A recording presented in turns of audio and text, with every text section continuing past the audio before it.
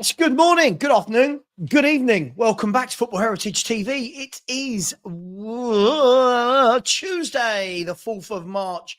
We are 3 days away from our live charity event. I'm feeling in charitable mood, so I've put on my Andy's Man Club t-shirt this morning.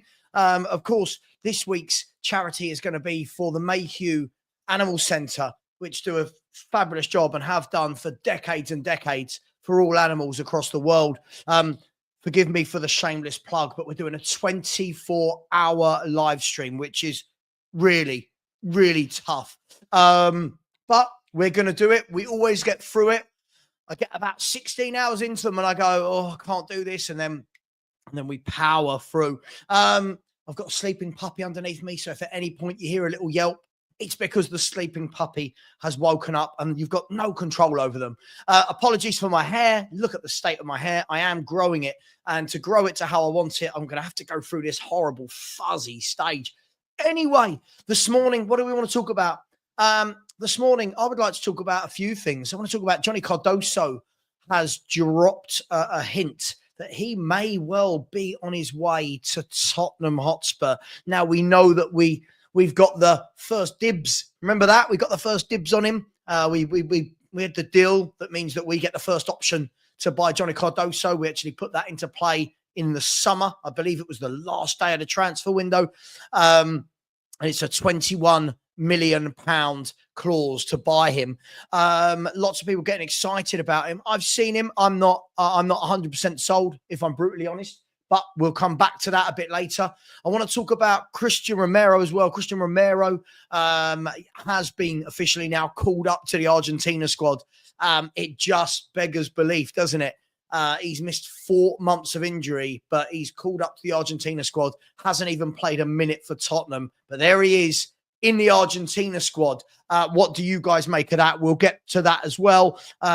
Also, want to talk about there are 3 or 4 players. I say 3 or 4. There are 4 players currently on yellow cards in the Europa League, which means if they pick up one more, they will miss either the second leg of the knockout stage or they will miss the first leg if we get through this stage. So depending on if they pick up a yellow, and those players are Corey, what happened to 20 minutes, man? Corey in the background, what happened to 20 minutes? Sorry, all I asked was give me 20 minutes by myself. 10 minutes in, boom, people are there.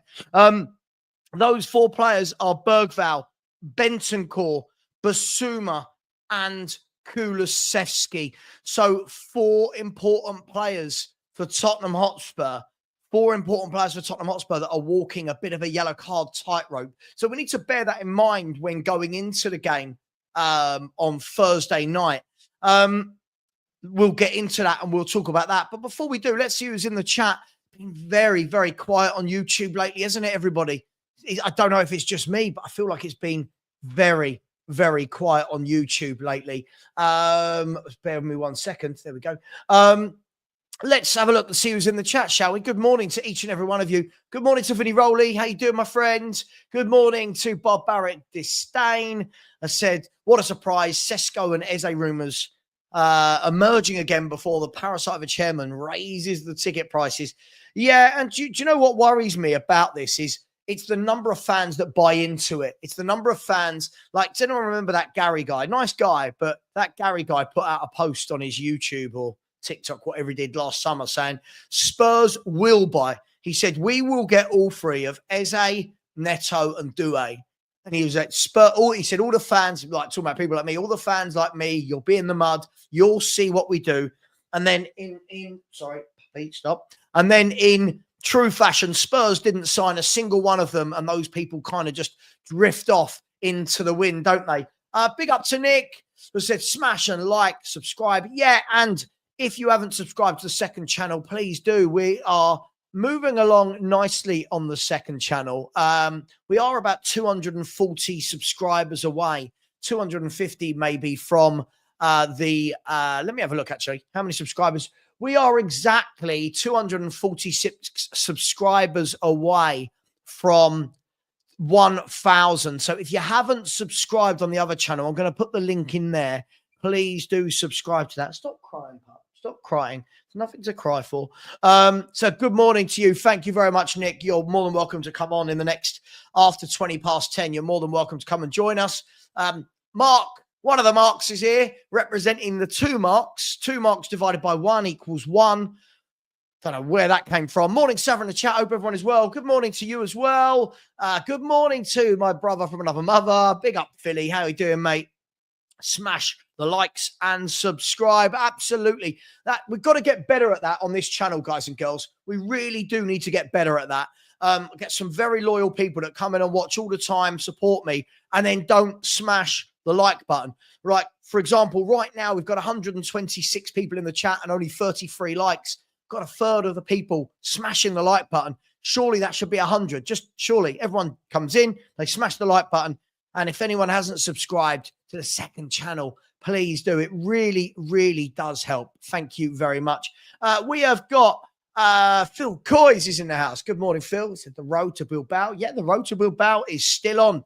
Until it's not, it is. Absolutely. Can we do it? I think the fans deserve it. Again, forget what I think of Angepostecoglou. I'll happily eat humble pie for Spurs to win the Europa League. We desperately need something. I don't think he's going to. You all know my opinion, but wouldn't it be great if we did? Paul Summerfield. By the way, if you see this link, this is the link for the Just Giving page. So this is the link for the Just Giving page. Yeah, look, I'll leave that with you guys. Paul Summerfield, good morning. He said, I wonder what Mertens has in store for Ange on Thursday. He's an ex-AZ player, first senior role. I like Mertens. I always like Mertens as a player.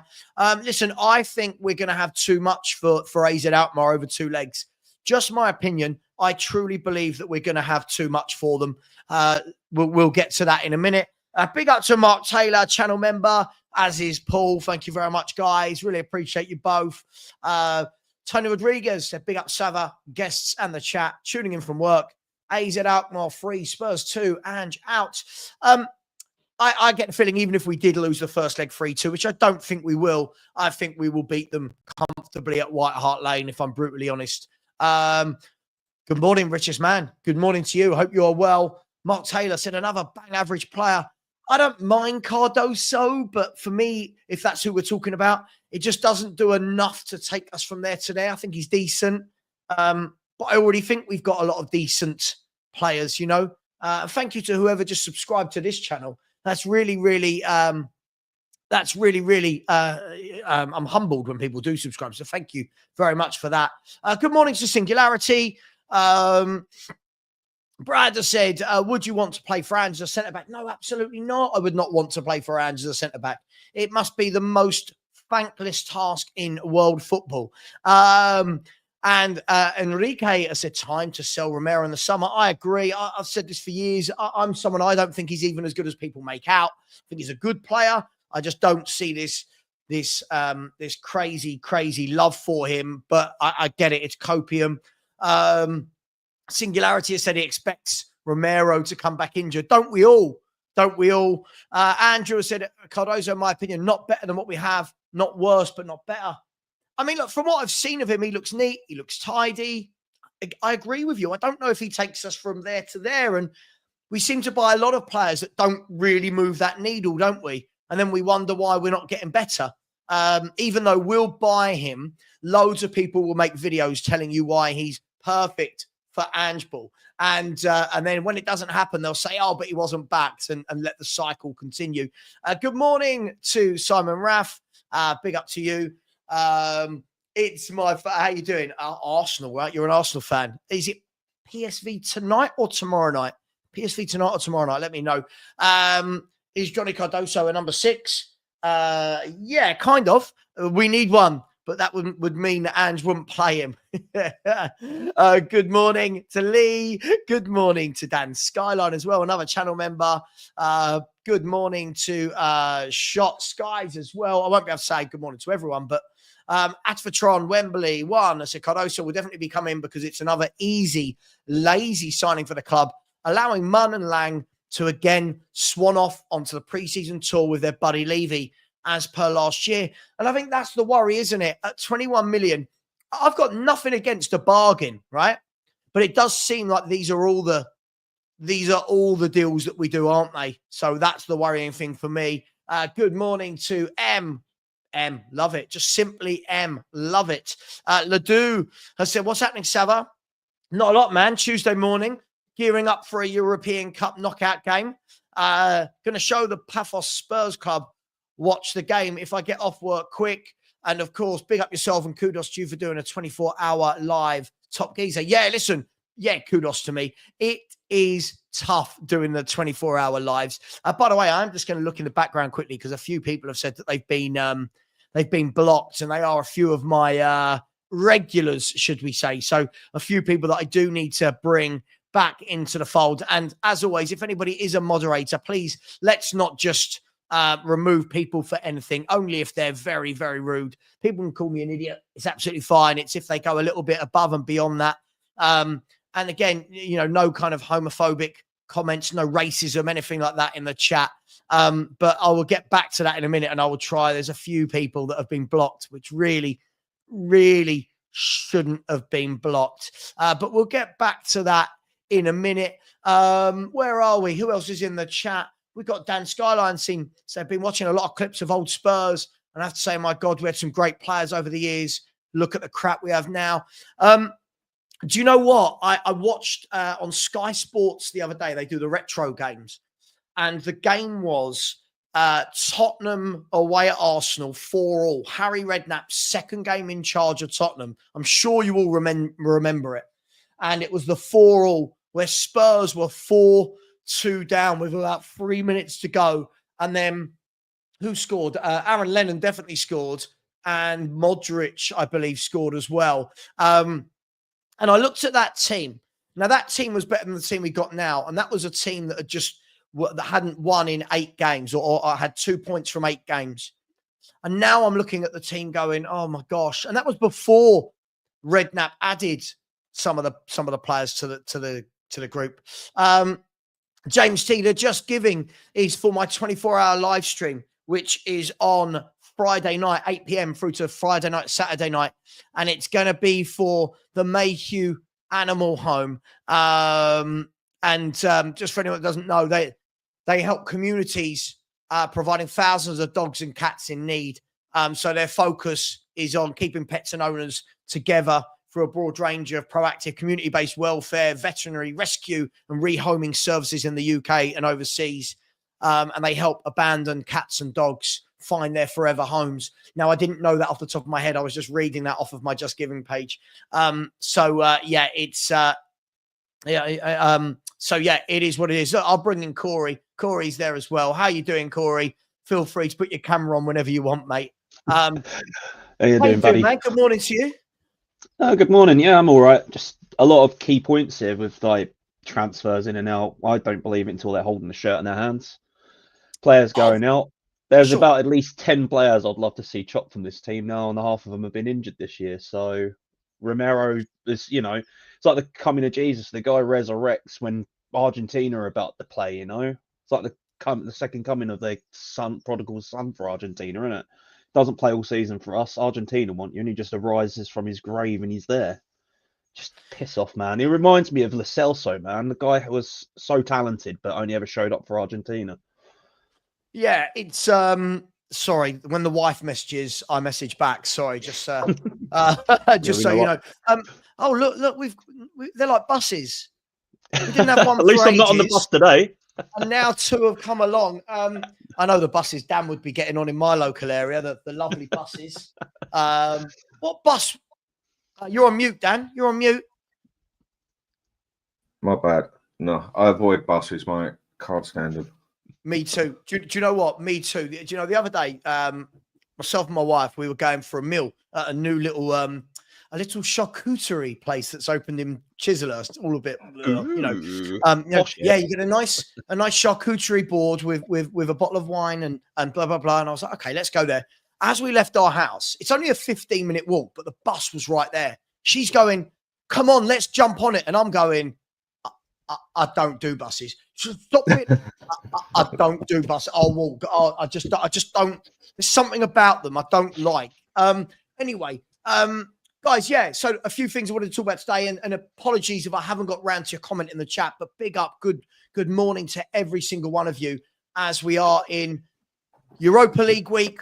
We've got charity week. What else is happening this week? I'm sure many things are happening this week. We've got Champions League tonight and tomorrow night, where we're hoping that maybe Ivan Perisic can do us a favour at PSV and help knock out them lot down the road. And Lumina said, "Are you planning to get another pet?" Not planning, mate. He's asleep on my feet as we speak. He's here. He's here, the little git. I'm like a proper club. When I lose a player, I get one in. Right? Do you know what I mean? I don't try and make do. Guys, the three things I want to talk about this morning. First of all, we've got 4 players on yellow cards that are 1 yellow card away going into either the next leg or to the knockout stages after this stage if we get through. Johnny Cardoso is starting to drop hints about possibly coming to Tottenham. We know that we've got the first rights, the first refusals on him. And also, I want to start off by talking about our favourite Argentinian, Christian Romero. I did a video last week. I'll start with you, Dan. I did a video last week saying that Christian Romero apparently is going to be in the Argentina squad. Isn't it funny that Argentina are playing and this is the time when Romero gets fit? He was due to be fit, I believe, Dan, it was I think it was like the 20th of January. Then it moved to like the 27th. We're now on the 3rd of March. What's your stance with the whole Romero injury Argentina piece? Well, hello to everyone anyway. It is always a big coincidence that I'd say 9 times out of 10, just as the Argentina game's kicking in, all of a sudden he's magically fit. 9 times out of 10, this happens with him. And then a lot of the time, we also get him back with a knock as well, don't we? I think he's got to go.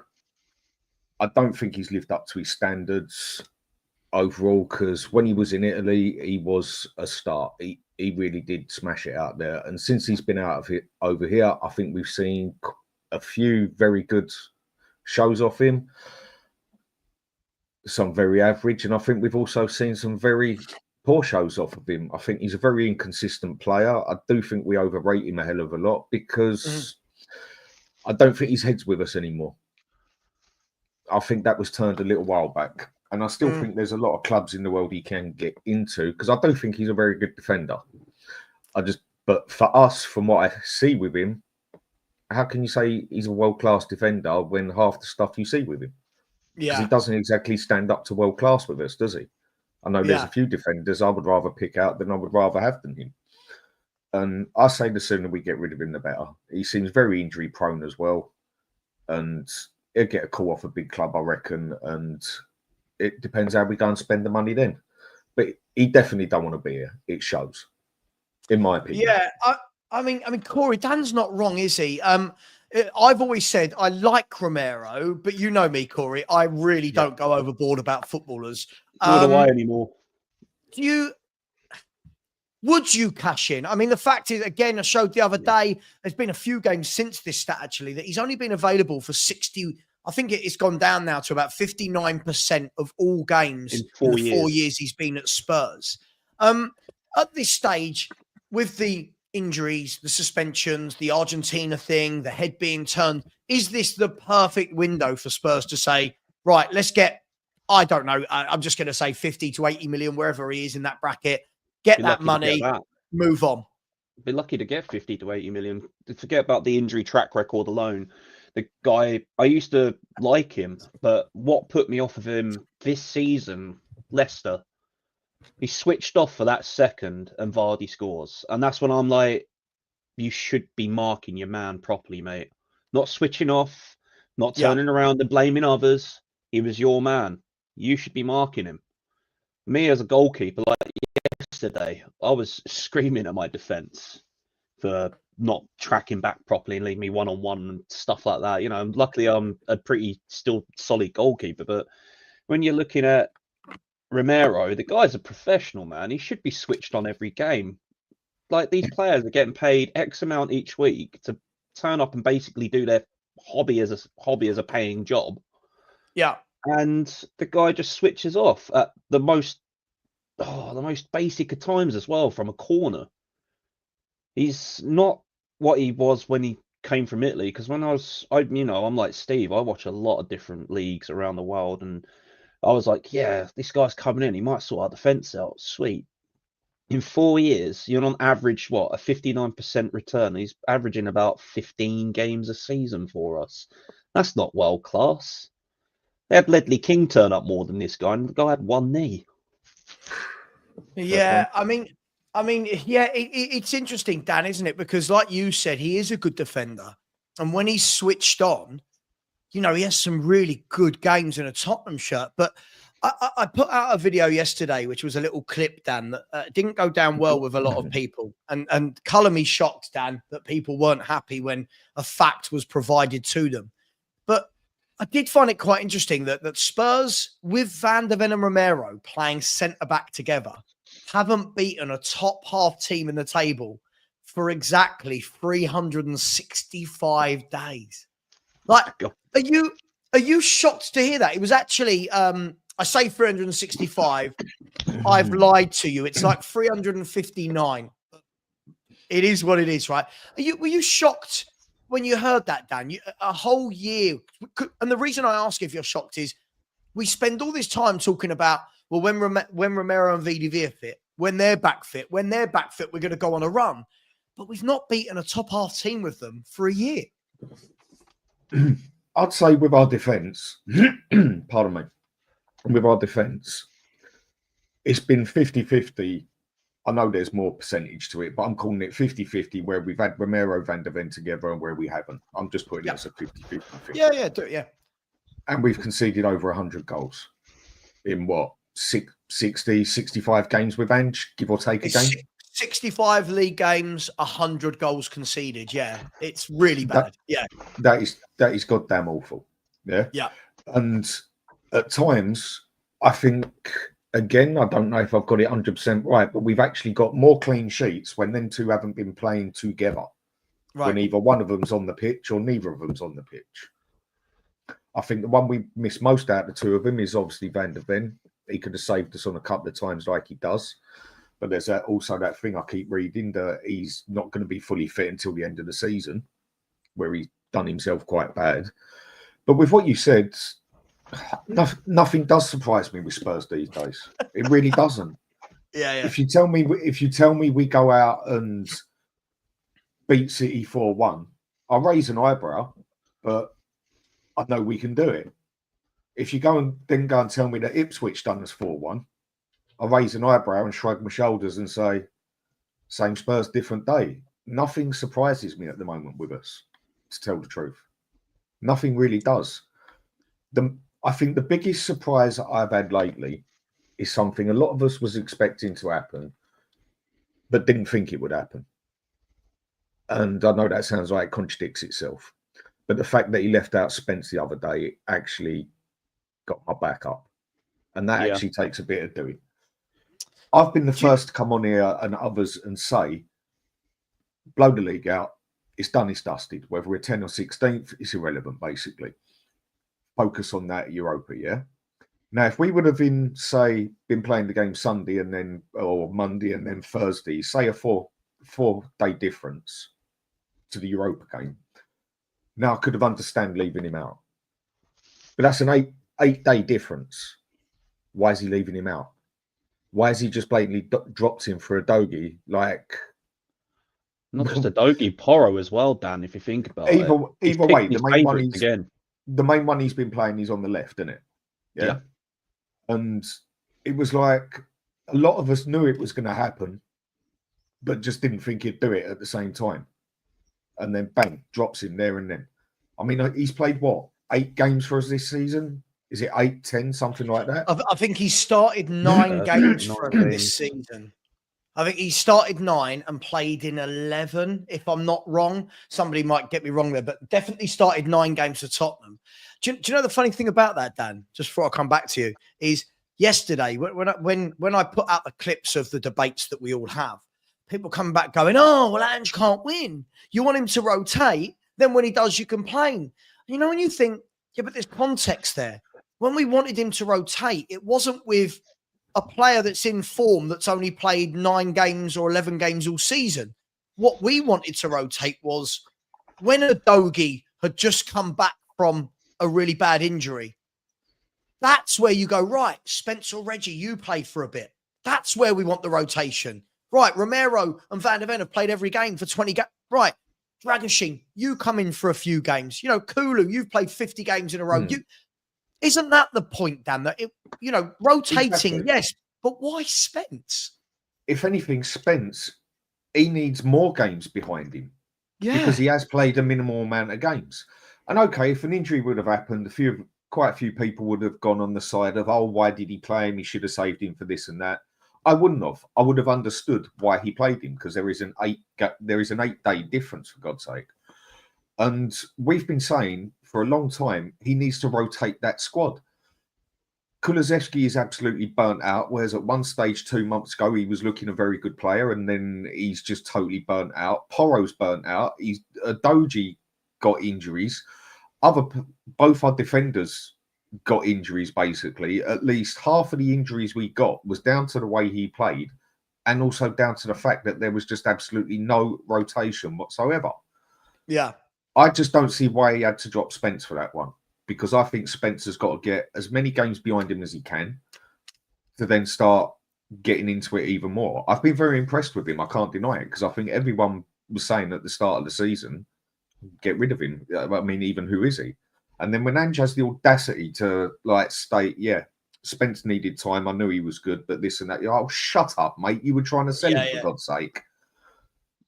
I think that Spencer's only been noticed for the sheer fact that Ange has just been down to the point where he has had no option whatsoever and gone and played him. Even left him out of the Europa team, for God's sake. And we questioned that, even though no one was really bothered whether he was in the squad or not, because we didn't really know him, because we'd hardly seen him. But why did he have to leave him out for another bloody goalkeeper and give us 4 or 5 goalkeepers in there? He weren't injured, nothing like that. Some of it just don't make sense for me. But he should not have left Spence out. No, I completely agree with you. I mean, look, Corey, if we look at this defensive situation, Dan's right. We've got more clean sheets when those two don't play. Now, again, you can skew this up how you want, because obviously they don't play a lot. So there has been time to collect clean sheets. But in your mind, is it because when both those two don't play, we kind of adapt a little bit? So when both of those play, we do play very high, because naturally Van der Ven's on the halfway line because of his ability to run back and retrieve the ball, and Romero likes to naturally bring it out anyway. So haven't we got this kind of butting heads here of, well, hang on, when the best two do play, we're gung ho. When the best two don't play, we're a little bit more conservative. And isn't it a strange place to be in as a team? It is. It's kind of very yin and yang in our defense, isn't it? I mean, I rate VDV higher than Romero just because of his pace and his recovery. Like you said, Romero likes to bring the ball out, but can be sometimes caught on it, slow. And I sit there and I think sometimes, like with the other two, whenever it's either been Gray or Davis or whoever else we brought in, and we brought Danso in, we've looked more, how do I say it, more defensively sound at the back, and it's apparently not Ange ball, Again, pressing this high line, I can't stand let's put everybody on the halfway line and wait for a ball to be pinged over the top. There's nothing worse in football than watching that every game. It's so easy and so predictable from a Spurs fan's perspective, because we know what's going to happen. A ball's going to be pinged over the top, and then we've got 2 slow defenders that can't run. So then you're relying on your goalkeeper. Worse, Corey? Isn't it worse though, mate, that if we know as Spurs fans that's going to happen, that the opposition know what they're going to need to do? Yeah. I mean, it's like also brought out with that Sky Sports pundit at the start of the year, wasn't it? Like, this is how you beat Tottenham. And then every team literally comes on board on that one. Okay, this is how we play against Tottenham. It's so easy. All you need is one diagonal ball over the top of our defence or through the middle, when everybody's standing on that halfway line, and that's it. You're in shit street. You're running back. And then when you've got Davis who can't run, trying to track back. You've Yeah. got your wing backs halfway up the pitch, and you're like, right, boys, let's just be playing properly here. Stop inverting these wing backs. Stop crowding the midfield out, and go back to a solid 4 at the back if you have to. Stop with this kamikaze, get in the way of all the midfielders' work. Bloody crap that I can't stand watching anymore. I would rather switch a Spurs game off and go and watch WWE. I know it's all predetermined in WWE because I'm a fan, but at least, I'm going to get entertained. I'm not going to get entertained watching Tottenham anymore. Rather you than me on that front. I'll let you have that. By the way, come on, there's nearly 300 of you in it, 90 likes. Come on, people. We've got so bad in this community. Smashing a like button is absolutely free. Here's the conundrum then at the back, guys. I'll start with you, Dan. Danso, I think, has come in, done well. I don't think he sets the world alight, but I think he does what you want a centre-half to do. I think the fact that we're not talking about him every game in the wrong way or the right way shows that he's kind of just getting on with it. When Van der Ven and Romero are both back fit, what do you do with Danso? Would you start him? Does he go straight to the bench? What do you do? Well, we know what's going to happen. He's going to get them two on there as soon as possible. I mean, if he has got half a brain in his shoulder, we're not going to see much of Van der Ven, basically, because I've read in a lot of places now that he's not going to be fully match capable until the end of the season. So if we do play him, it should be for 20 minutes here, 30 minutes there. His hamstring is meant to be in a bit of a dangerous place. And we can say thank you to Mr. Yeah, in an Ange back 4. Exactly. No. Rephrase that. Back 2. And as an out-and-out defender, I do think Romero is better than Van der Ven from what I've seen. But from the way we play, without Van der Ven, if we don't drop deep, we're screwed. He's the one that, if anything, keeps that thing, I won't say ticking, but gives it a chance as such. How many times has he rescued us? But like you've said, and a few others have said, how many times have we actually seen him at the back in a hardcore back 4 being pushed back and having to actually defend? Now, going what you're saying with Danso, I've quite liked what I've seen of him. He seems like a very down-to-earth player. Don't piss ball about with nothing. Just gets the job done. And he seems like he's willing to make his own decision, i.e. what I've preached for ages. When in doubt, kick it out. It's the oldest saying about, but sometimes when everything's that hectic, just boot the ball forward and give yourself some breathing space for 30 seconds. He seems like he's got the ability to tackle. I can't really say I've seen him in the air too much. He seems quick enough on his feet, not fast, not slow sort of thing. He's got a bit of build to him as well, like he can handle himself. He reminds me of a bit of a John Terry sort of player. Now, obviously, I'm not saying the same quality, but I'm saying the same sort of style of player. Just gets the job done. No special skills, no special this. Get in front of the ball for your life, whatever, which he looks like he's willing to do. But again, I've only seen him on 4 or 5 games, whatever it is. You could just say he's an old-fashioned centre-back then, really. That is basically what I'm saying. He comes across like a John Terry, a Tony Adams. He comes across like a Mabba. He just comes across like an old-school centre-back. And for me, it can't go wrong having one of them in the league. And I think he also looks more, from what I've seen over the season, I think he actually looks more mentally aware of what's going on in the game than Van der Ven and Romero. Because there's times I've seen Van der Ven just not pay attention. Not many, but seen him do it, something that Benton Cord does a lot. And Romero, how many times have we seen him this season and last season where it's like he's on the phone for a minute and it happens every other game with him? No, it doesn't always cost us, but it does happen with Romero. Again, I can only judge him over what I've seen with 4 or 5 games, but he looks like he's always reading the game. He's got an idea what's going on. It doesn't look like he switches off and just follows the ball. When I've looked at him quite a few times, he's following his man, not the ball. He's keeping his eye over his shoulder. I think he's quite an alert defender. If we get him for 21 million, so far, I'd say that's quite good. But again, who knows how it's going to turn out by the end of the season? I can only judge by what I've seen on a minimum amount of games. Yeah, I mean, look, I find it interesting, guys. at the moment, when you look at the centre-back options at Tottenham with Van der Ven, Romero, you've got Dragoshin, you've got Davies as well, who, I mean, I don't know how many years we're going to keep kind of pegging him in as a kind of fourth choice makeshift centre-half. But there is a conundrum coming up, right? There has to be the conundrum. As much as people might like these two players, guys, we simply can't. You two wouldn't be able to sit here and tell me right now in good faith, would you, that Van der Ven and Romero, if they started next season together, are going to play 30 games each? In good faith, you couldn't tell me that both of them are going to start 30 games as a central defensive pairing. Could you? No. Right. Especially so with under that these in mind, tactics, they'll be absolutely ruined. You know, VDV's Right. hamstrings holding on. He'll be gone if we keep playing like this. So with that in mind, what do you do in the summer? Do you sell one of them? Do you keep big up, Nick? Do you sell one of them? Do you sell both? For me, I'll be honest, I want a brand new centre-back pairing. I don't like this notion that we're just going to keep going. Like with Van der Ven, it's not.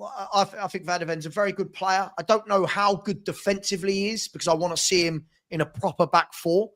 But what do? You bring him back. What, he gets another hamstring injury next year, and we're sitting here again going, when Van der Ven comes back.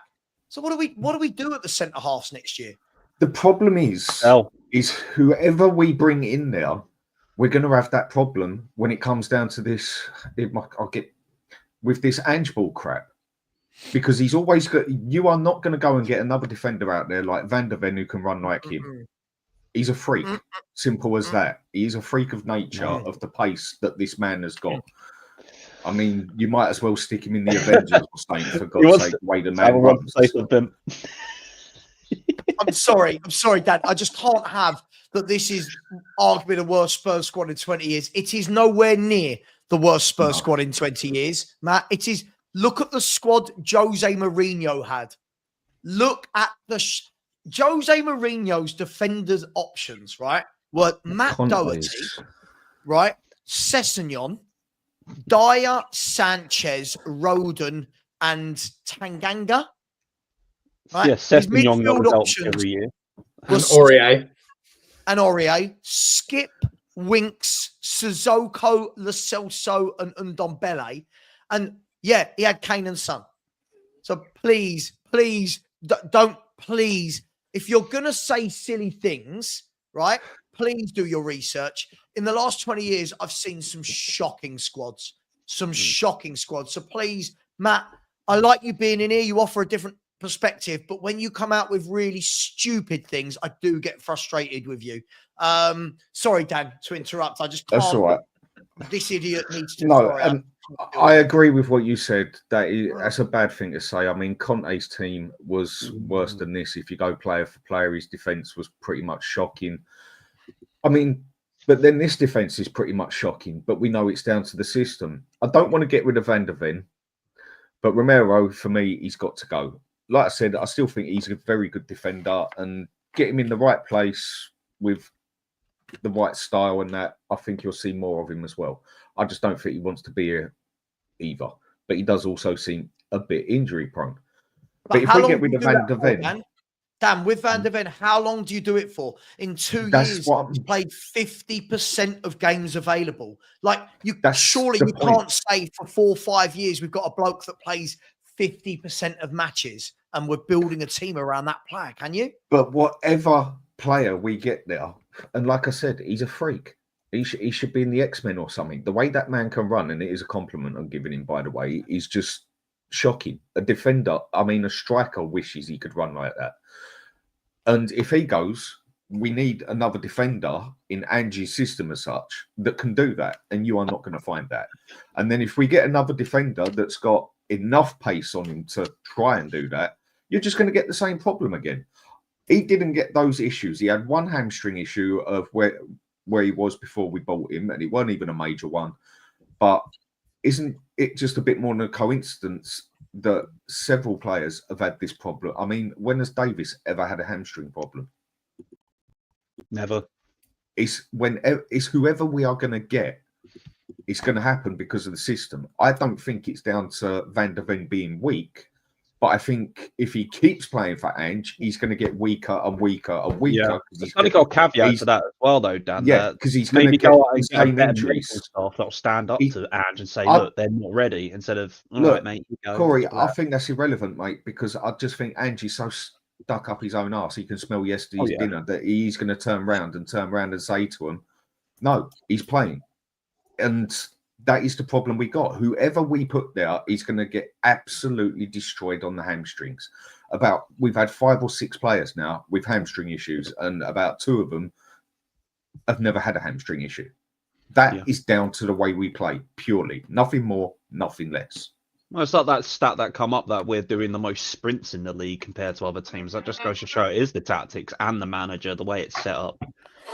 If you're telling your players to start sprinting and then stop, and then you get VAR coming in and then taking 5 minutes to make a decision, the players are then getting cold because they're standing around doing sod all. So the VAR is having a knock-on effect with the players getting these injuries too, I believe. It's just a continuance of the tactics, the manager, and how long it's taking the decisions. Let me ask then, guys, and welcome Nick, welcome Danny Kiriakou. I'm liking seeing your face more and more on these streams lately, Danny. It's nice to see that, like, since he's moved back to the UK, someone's attached his mobile phones to his hand so that he can actually see what's going on these days. There's a lot of changing, Sav. There's a lot that's going on, but it's good. It's good mate, stuff. I hear you. I've been there, mate. I've been there. Look, guys, I'll start with Nick and Danny. For me, I've always said it, and people have pop at me. I would take lesser sexy names as centre halves, so lesser than a Van de Ven and Romero, but for 2 solid centre halves that play week in, week out. So, for example, when I look at Bournemouth, Zabanye seems to be fit every week, right? When I look at not every week, I know he's had a few games, but it's never that much. When I look at Fulham, Joachim Anderson seems to be available. When I look at Palace, Mark Guehi. Now, these are names that when on the face of it, people go, but I just want 2 centre-halves, guys, that we go, that's our centre-back pairing this week. Not, oh, well, is Gray going to play? There is Davis. Well, when Van de Ven comes back, when Romero comes back, well, should Danso play? Does that make sense? And what would you guys do with the Romero-Van de Ven partnership? First, I would sell up. First of all, right, the face you just made, Sav, is the face that Nick makes when he wakes up from bed. That's literally his face every morning. Sexy. Right? Yeah, sexy face. You realise his buddy isn't at the club anymore. That's why he makes the faces. Yeah, probably. But the second thing, do you know what? I agree with what you said. I think if you remember when we had Alderweireld and Vertonghen, that a lot of the times they didn't have massive injury layoff at the same time, or a lot of the time they were playing together. Well, most of the time during that period.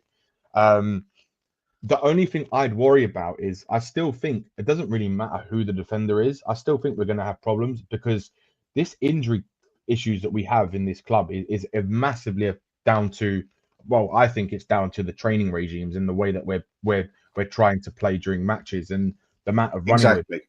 And I think whoever is the defender, I think even someone like Danso, if he keeps going the way he's going, right, which he looks like a solid defender. He looks like an old school defender, aggressive. Yeah. He's good in the air. He's good on the ball. He can drive forward. So I think he looks like a good defender.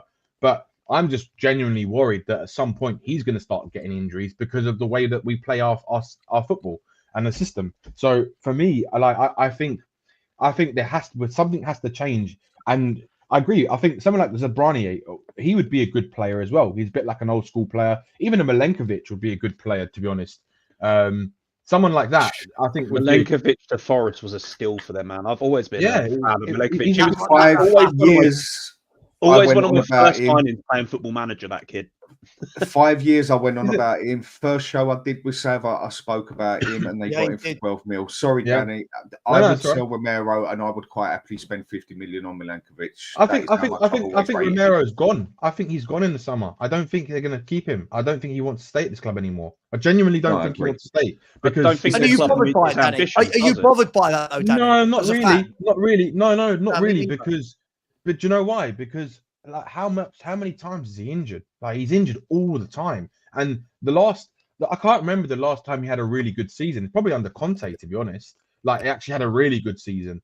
I mean, since then it's been hit and miss. Like, he comes sometimes he has a good run and then he gets injured. He comes back. It doesn't look like he's in it. He then starts to get. He looks like he's going to start to kind of be a bit consistent, and then he goes off the rails again. And then he does something stupid, or he gets a card, or he gives away bad mistakes. And I don't know. I just think that I don't know with Romero. I think he is a good player, and I think he's got more potential in his locker. But I just don't think we're going to see that at Tottenham. I just don't. I think he's going to go to a different club, maybe like a Barcelona or someone like that. If someone can afford him, then he'll go. And I mean, I've known for a while that they've got a price on Romero and they've had a price on his head for a while. And Tottenham is in what they want for him, and it's whether or not someone's going to match that. And if no one matches that price, he ain't going nowhere. But it doesn't matter what the player wants, because it's what he wants at the end of the day. You've got to caveat the transfer option on him is clubs outside of the Premier League don't really have the money to spend, do they? Across Europe, Italy are struggling to buy players. France definitely will struggle to buy players because they haven't got the sponsorship from TV deals coming in. Look, Spain, you've got 3, maybe 4 teams that can afford players. With Italy, it just with Romero, the personality he gives off, like I've said before, I'll rate him to 2 players. Harry Kane, after he got that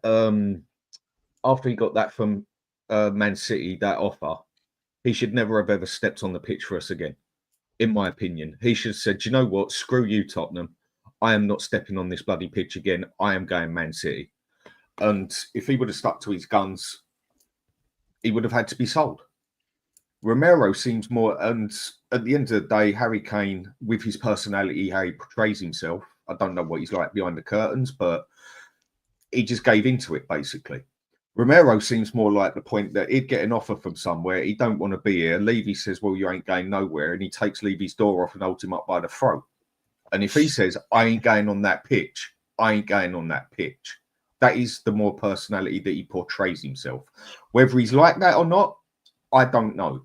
But I think if someone like Real Madrid or Barcelona came in for him, which I think he's got the capability to do it, and he has got the excuse of, "I've been playing at Tottenham and under Ange, what do you expect my bloody defence to be like when it's good with my international team?" And I personally think that we would have to sell him because he just would not step foot on the pitch again. That's how he portrays himself as a person. I think also, Dan, what James Cook just said in the chat, he said he's an excellent player, but he's not been excellent for us, which I think is down to the culture of the club, our current manager, and him knowing like other clubs interested in him, basically, right? I think with Romero, I do think that he inside him, he is a winner. He wants to win things, but I do agree to an extent that his attitude looks to have.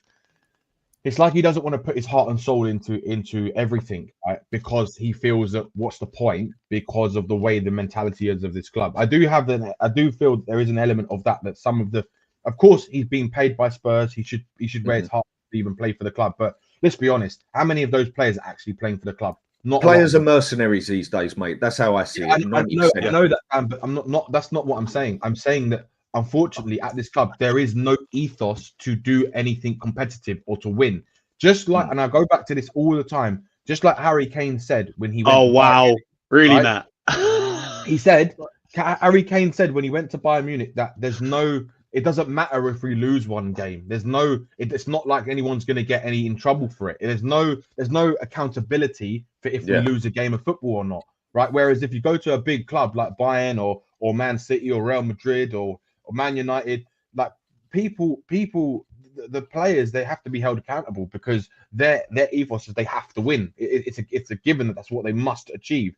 And if they lose, then it's a massive thing. But at Tottenham, if we lose a game of football or we go on a bad run, it's like it doesn't really matter. We're too nice. The players don't have, like, if I was a player, right? If I was a football player and I was playing for a club where the club don't give a shit, sorry for my language, the club don't care about the actually being competitive enough to actually challenge for something, then my mentality is going to start to change because everyone around me basically is like, it doesn't really matter, does it? So what you'll do is you'll turn up for one game and then another game you won't turn up. Because, no, you're right. Because there's no fire underneath these players. Like, it's like what Conte said. They don't play with pressure. They don't play with with this like Passion. fire or desire to win. Yeah, they just don't. They've got no one And- to look over their shoulder as well. Look what happens at City.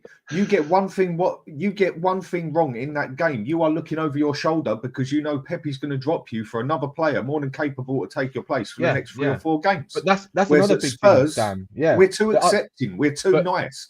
that's Fans, another club, thing. the whole lot. That's another Sorry, thing, Dan. No. It's good you said that because it kind of leads him into my next point. The thing is, as well, is that because we don't have a lot of quality players like Romero will think to himself, I'm the best centre back here, right? And I've got no one else to worry about. So if I don't perform, it doesn't matter. I'm still going to get picked. And that's the problem with the ethos of this club. It's because he can go into that game, right? He'll play crap. He'll play absolutely rubbish. But the next game he's going to play. It doesn't really matter because there's no one else better than him.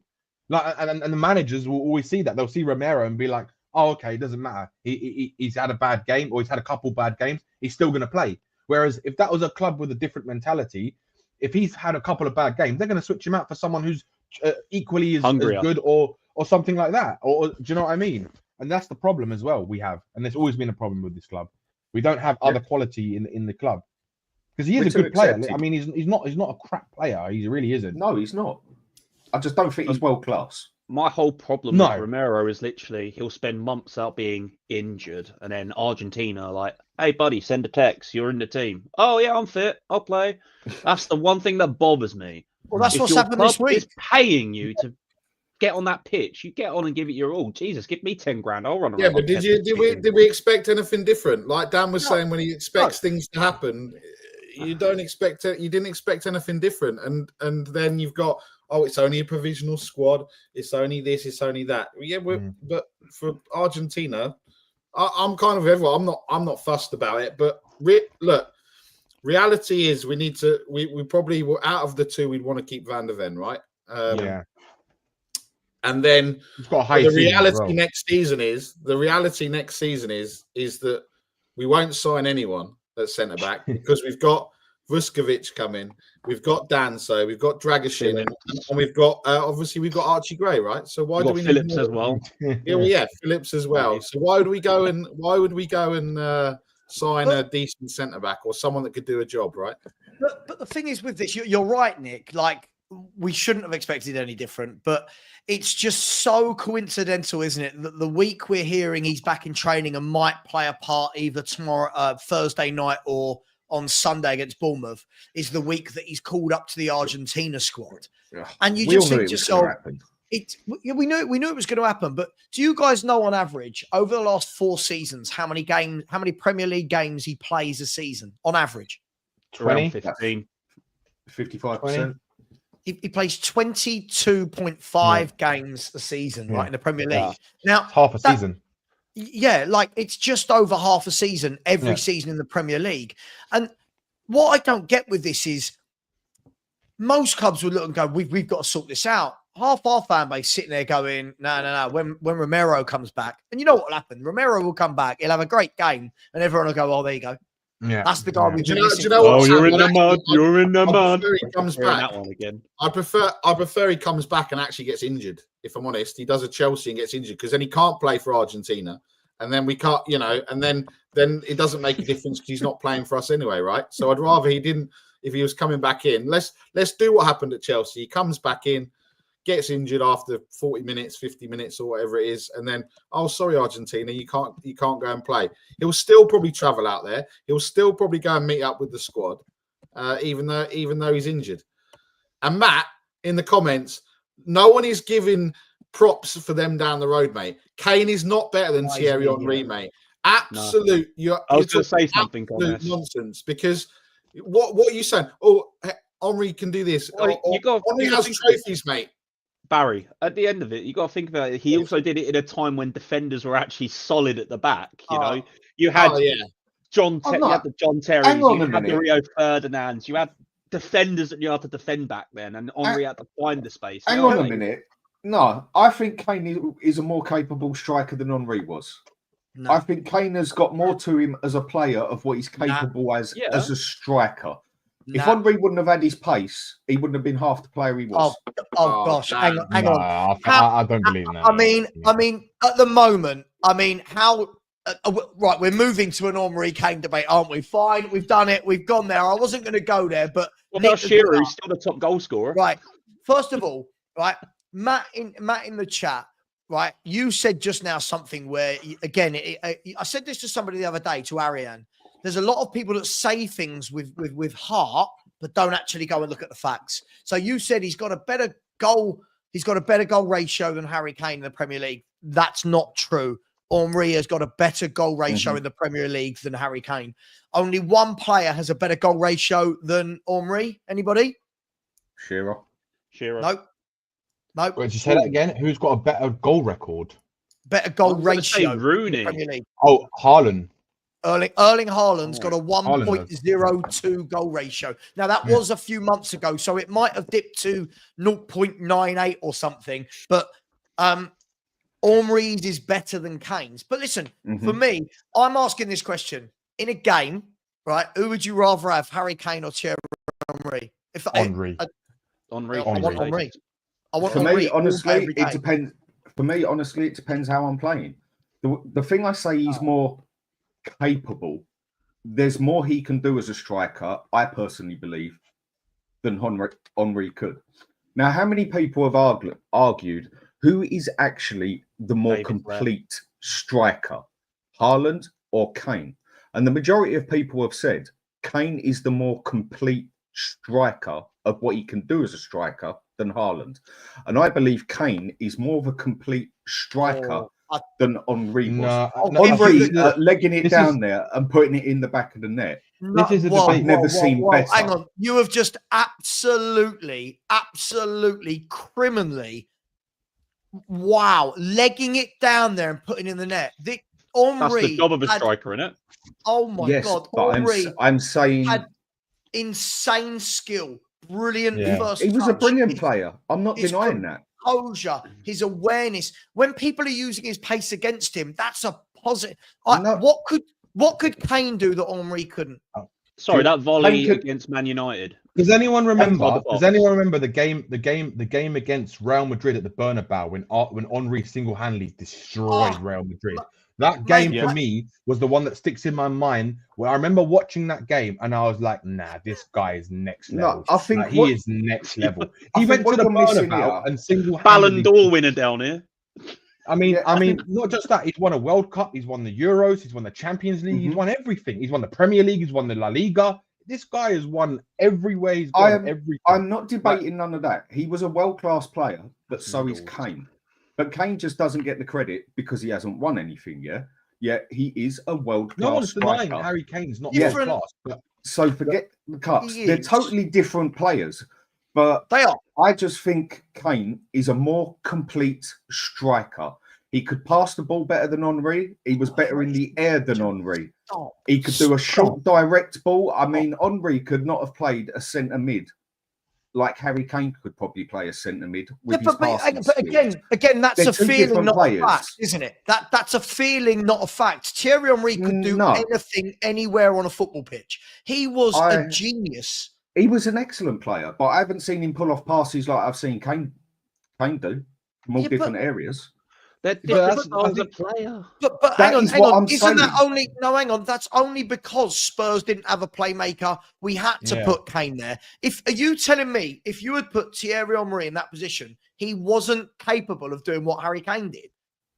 Like, based on what? I haven't seen him done it. Yeah, but based on what? You haven't seen him do it. I haven't seen him do it. But you've seen Thierry Henry was a brilliant passer of the football. Like, he was brilliant at everything. I didn't see him pull off some of the passes that I've seen Kane pull off. Yeah, because Harry Kane had to go and sit in central midfield because we had no one to play there. But I can sit here and now state for a fact that I have seen Harry Kane do that. But we can all sit here and say, this is getting silly. I think Henry had the capability of doing those passes. I just never see him do it. I just think as a complete striker, Kane is better than Haaland. Do we agree? Hang on. I would say. Do you get what I mean by complete? Do you understand what I'm saying?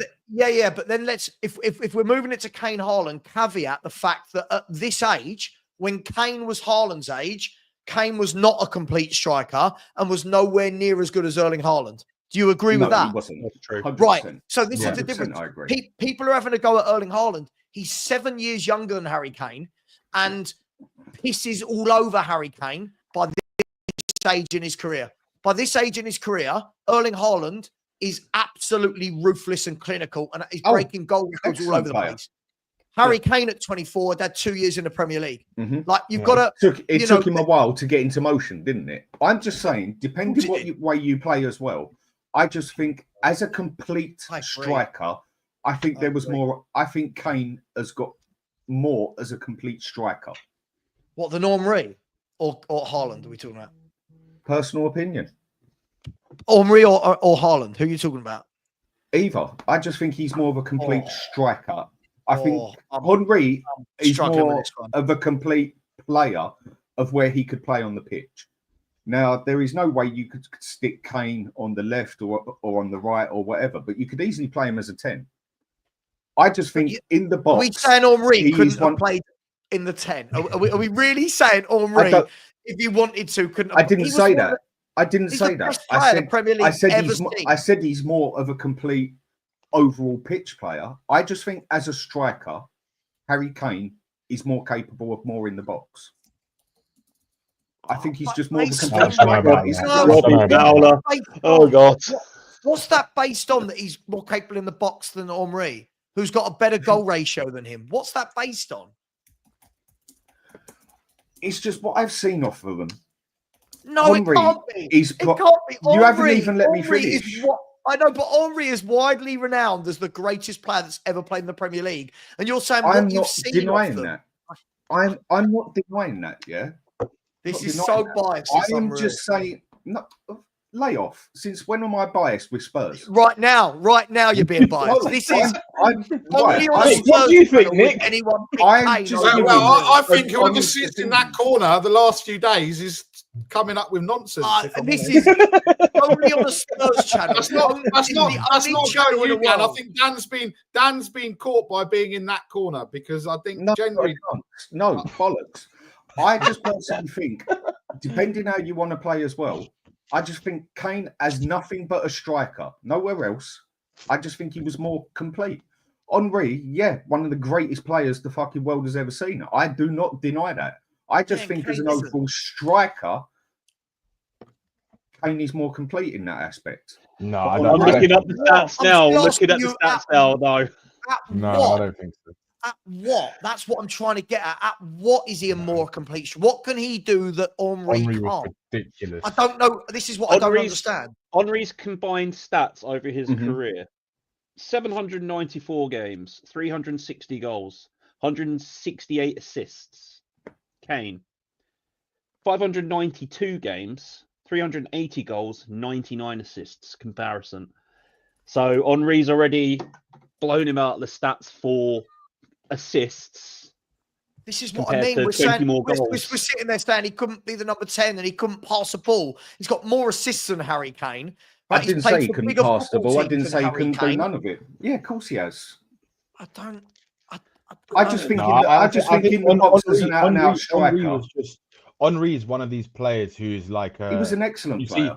No, but Henry is the type of player you see once every 50 to 100 years. Like he's a generational talent, and he was a pure genius because of Henry could do anything. He could do anything. There was no limits to what Henry could do. Like he did. He honestly, he was unbelievable. Like watching Henry as a Tottenham fan playing for Arsenal was horrible. Oh, of course he was. He was unbelievable. But then I also but then you look at that. Harry Kane couldn't do what Henry can do. Where Henry could destroy a team single-handedly, right? You got to look at the team back then. Henry reminds me of kind of what Bale used to do when Bale's peak at Tottenham, where he would single-handedly destroy a team. Like that's what. You've got to look at the Arsenal teams back then. They made it around Henry, didn't they? I would put Gareth Bale and Henry in that same bracket of eliteness. I wouldn't put Harry Kane in that eliteness bracket. I agree, Danny. I agree. I mean, I haven't said he was a better player. I just think he's more of a complete striker. That's all I've said. No, I understand.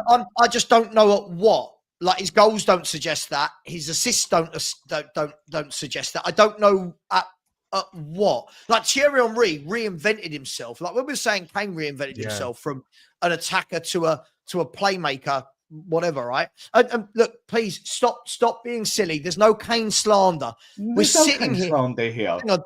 The fact we're having a debate about who is the greatest of all time, surely the fact that both of them are in a conversation means there's no slander.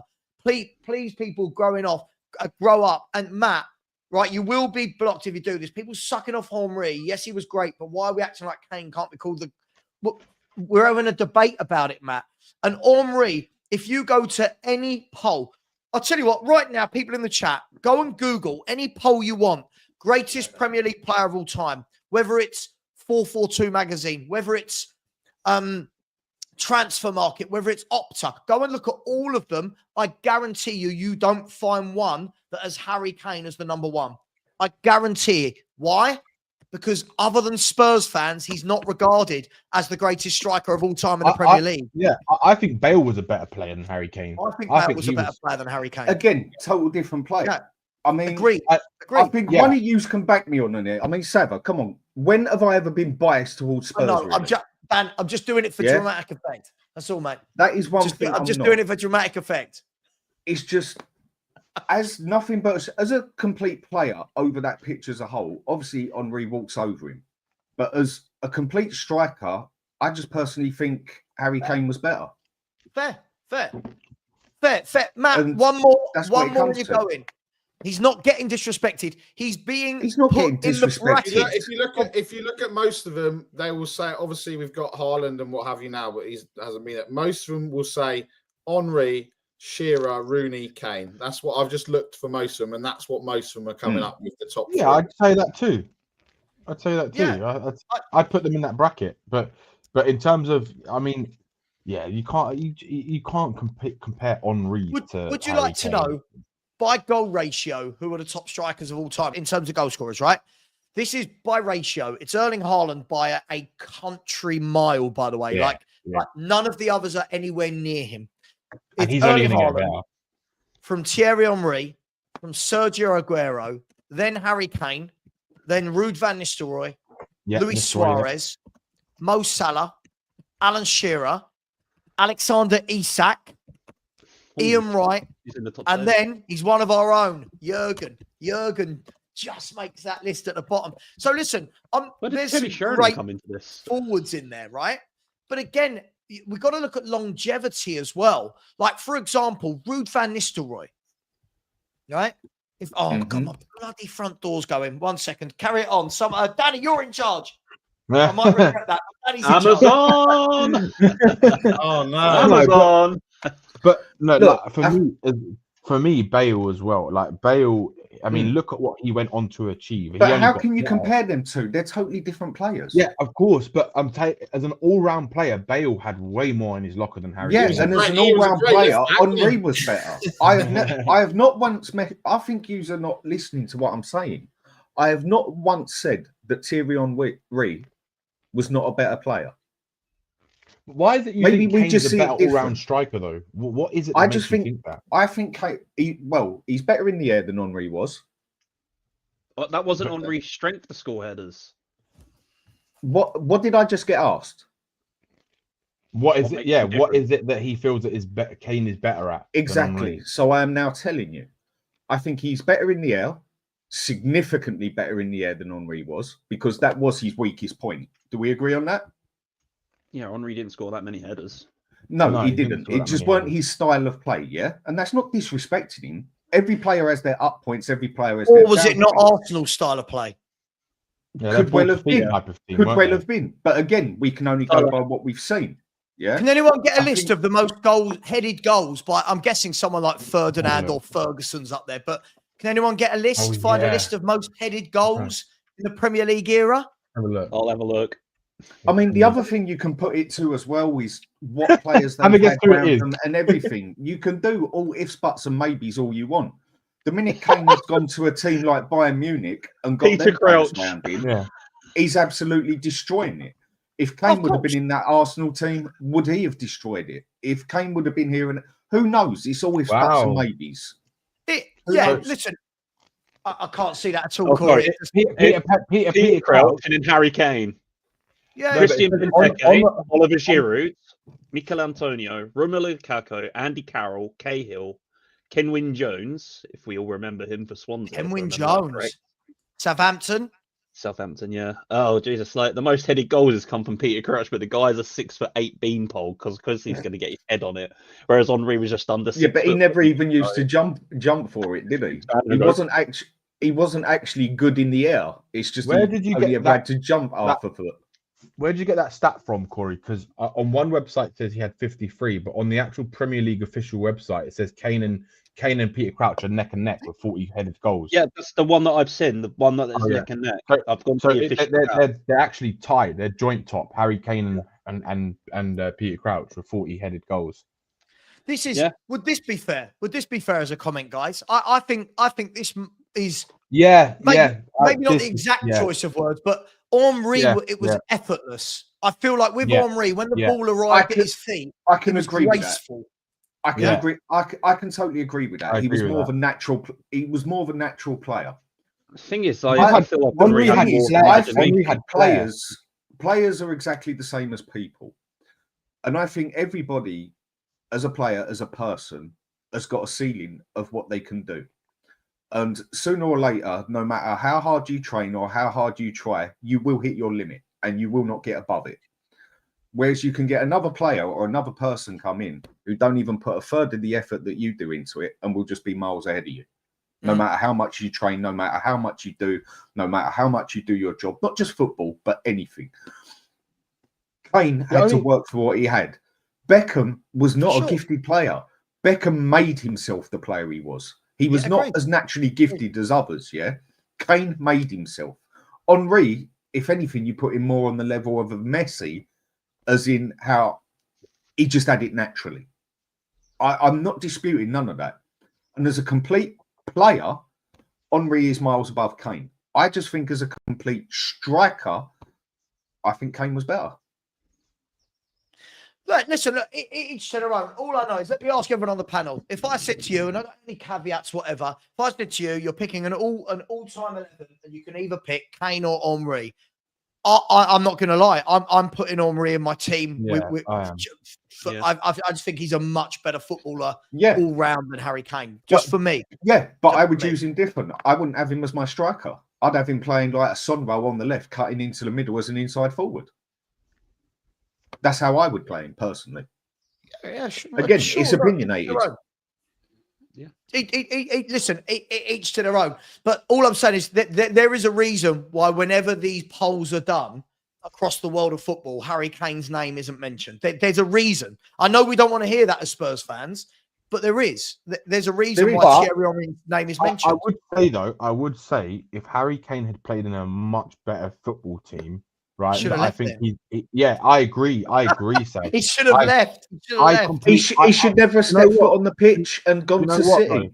The thing is, if Harry Kane was playing, say for example, we take Harry Kane out of Tottenham's whole career, right? And that he was at Man City when he started performing. If he went to Man City or top club at that time, right? Harry Kane's stats, I think, in every aspect would be a lot higher because he's got better quality of players around him. Sure, but there's also the other theory to that, Danny. There's also the other theory to that at Spurs, he was the main man, right? True. So at Spurs, everything went through Harry Kane. If suddenly you go to... Listen, I'm just playing devil's advocate here to make it interesting. If he had gone to Man City and had done this dropping deep stuff that he did at Spurs and trying to be that all-round player everyone thinks, it might not have worked because at Man City, he don't need to drop deep. Right? At Man City, he wouldn't need to be doing what De Bruyne, Silva, Foden, Mahrez, and all those guys are doing. Also, those clubs share a lot of goals get shared around, right? A lot of goals get shared around. But listen, all I know is I just think Thierry Henry, for me, I talk about him as one of the greatest that's played in the Premier League. I agree. Kane, for me, isn't there. I think he's the next level below for me. I think you've got Henry, the likes of Bale, Henry, Ronaldo and Suarez, for me, they're at that level. And then I think I've got Kane as the top of the next level for me. Kane, Just for Rooney's, me. maybe Lampard, Gerrard, maybe. Yeah. I can Just for me. understand what everyone's saying. I just want everyone to get my point of I have not mentioned once that I think Thierry Henry was a worse player. Maybe we just see football different. I see it from a different eye. Like when we had that debate about Teddy Sheringham, when I said he wasn't our most skillful striker. I would say Berbatov was a much more skillful striker. But then I suppose we look at skill and we look at who's got magic different, yeah? We could all six of us could sit here and watch a game, and I guarantee I'll spot things on that pitch that you five won't. But then you will spot things that I won't, and vice versa. That is one of the loves of football. People see it different, yeah? And also people play different styles of football. As an overall player, in my squad, in my team, I would pick Harry Kane. I would pick Henry all day long because he's got more capability as a player over the pitch. But as a complete striker, I would pick Harry Kane. And that's just my personal opinion. I completely agree. Sure, you each their own. I just know who I want to watch, and watching Harry Kane don't get me off my seat. I completely agree with that. That's why I don't think it's a fair comparison, because I would watch Gareth Bale, Thierry Henry, Salah over most people. But that doesn't mean somebody like Rodri and Luka Modric are not just as good. They're ultimately just as good, but they do all the unfancy things that nobody really likes seeing, or 9 times out of 10 people wouldn't like to see. So for me, I don't think you could compare Henry and Kane. I think you need to put those both together, and then I think you'd get the complete from him, Kane, Bale, something like that. Him, Kane, Bale. If you put those three together, I think, if it's even possible, I don't even know if it is possible, but you get even more out of Henry. You get even more out of Gareth Bale. I think players like those shouldn't be compared. It's just, I wish I could see them together rather than apart and comparing them apart. That comment. Comment alone. When have you have kids? Man. That's not Has anyone on this panel got kids? Yeah, unfortunately, yeah. Is it half term? Are we in half term? Like, Sally, it's like no, they went back to school last week. And then they got another holiday the end of March. I dislike Spurs' greatest ever goal scorer. I mean, yeah, of course, yeah, he's shit. Get him out. Tap in Merchant. I mean, yeah, and now we're getting old because Kane's English. Apparently now English players. I mean, what are we? I couldn't give a toss where he's from. If you're good, you're good. If you're bad, you're bad. It doesn't matter where you're from. The stats don't lie. Gareth Bale was Welsh. I don't like Welsh, but I love Gareth Bale. You could be called Bill and Ben the Flower Pot then, for all I care. It's crazy. Great on the bloody pitch. Oh my God. Simple. Ulfric, I have seen your comment. All right, I'm going to block you if you keep spamming. I've seen your comment. We will get to it. Yes, Harry Kane, 0 final goals. Yes, Thierry Henry, 0 final goals. I'm not sure what you want me to do with that. I don't think anyone on this... I know what you want me to do with that. Out of question, who's actually scored more, Henry or Kane? It's a serious question. Goals in the Premier League. Kane. Oh, in the Premier League. Kane, miles. Kane's got miles more. He's second in the top thing behind Shearer. Kane's got loads more. So the point I'm going to make... Hang on. When we're saying loads more, you know he's played loads more games, right? No, yeah. But he just asked who scored more goals. It was an honest question. I don't know. No, I know. But you know, if you took their ratios, he hasn't scored loads more. You get that, right? But is it fair to say then? Is it fair to say then, if you put Harry Kane in that Arsenal team, he would score even more than what he scored for Tottenham? Well, but not necessarily, because Harry Kane didn't play the same way that... This is what I was saying just now. We look at things very black and white. Look what Henry did for Arsenal. It wasn't the same job Harry Kane did. So Harry Kane would have been more the Berg as well.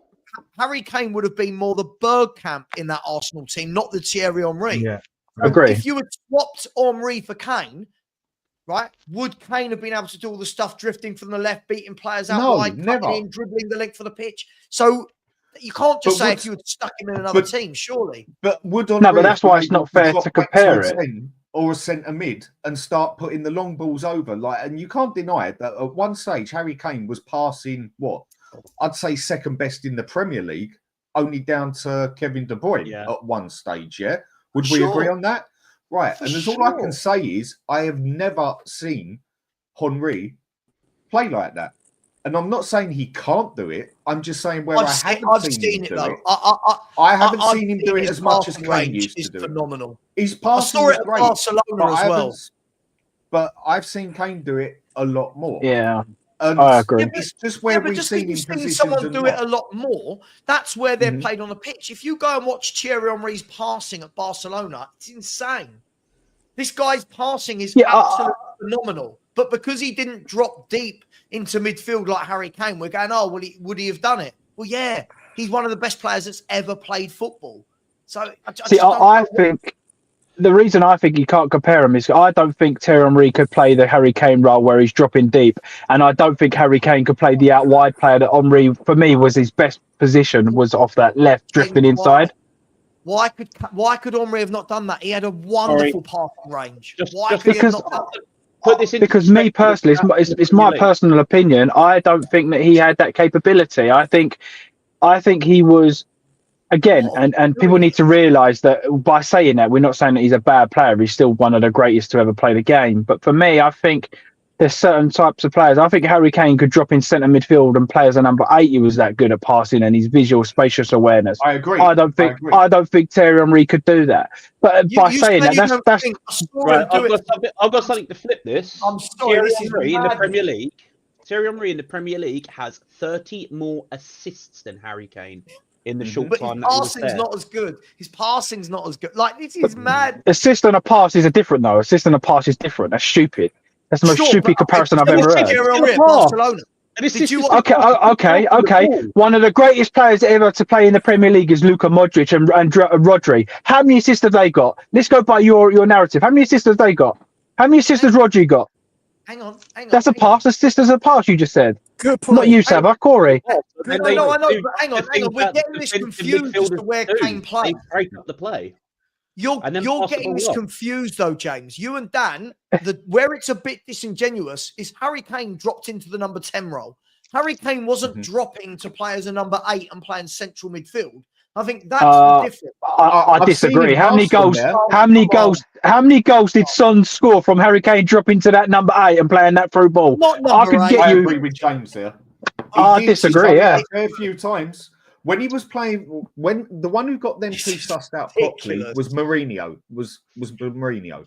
When Harry Kane quite a few times actually did drop back past a number 10 and actually set up Son running in front of him. But that doesn't mean because he dropped back there, it doesn't mean he was playing centre mid. What we mean is... I didn't say he was playing centre mid. Hang on. But this is the difference when people are talking about positions and tactics. This is where we've got to understand coaching. There's a difference between Harry Kane dropping deep into midfield and spraying a pass versus playing midfield. There's a huge difference between the two. Playing midfield is marking your man in midfield, getting back, box to box. Harry Kane didn't do that. He dropped deep to get the ball when no one was getting it to him. He'd swivel, turn, and play the ball. Thierry Henry, I'm guessing if you go back and look at a lot of Arsenal games, Thierry Henry would have done that from wide, from central. He did it for Barcelona a lot, where he dropped deep, picked up the ball, 1-2s with Messi or Xavi or whoever. But to say that Barcelona, I don't know what we're doing here. I don't know what we're doing here. With Barcelona, I always saw him on the left.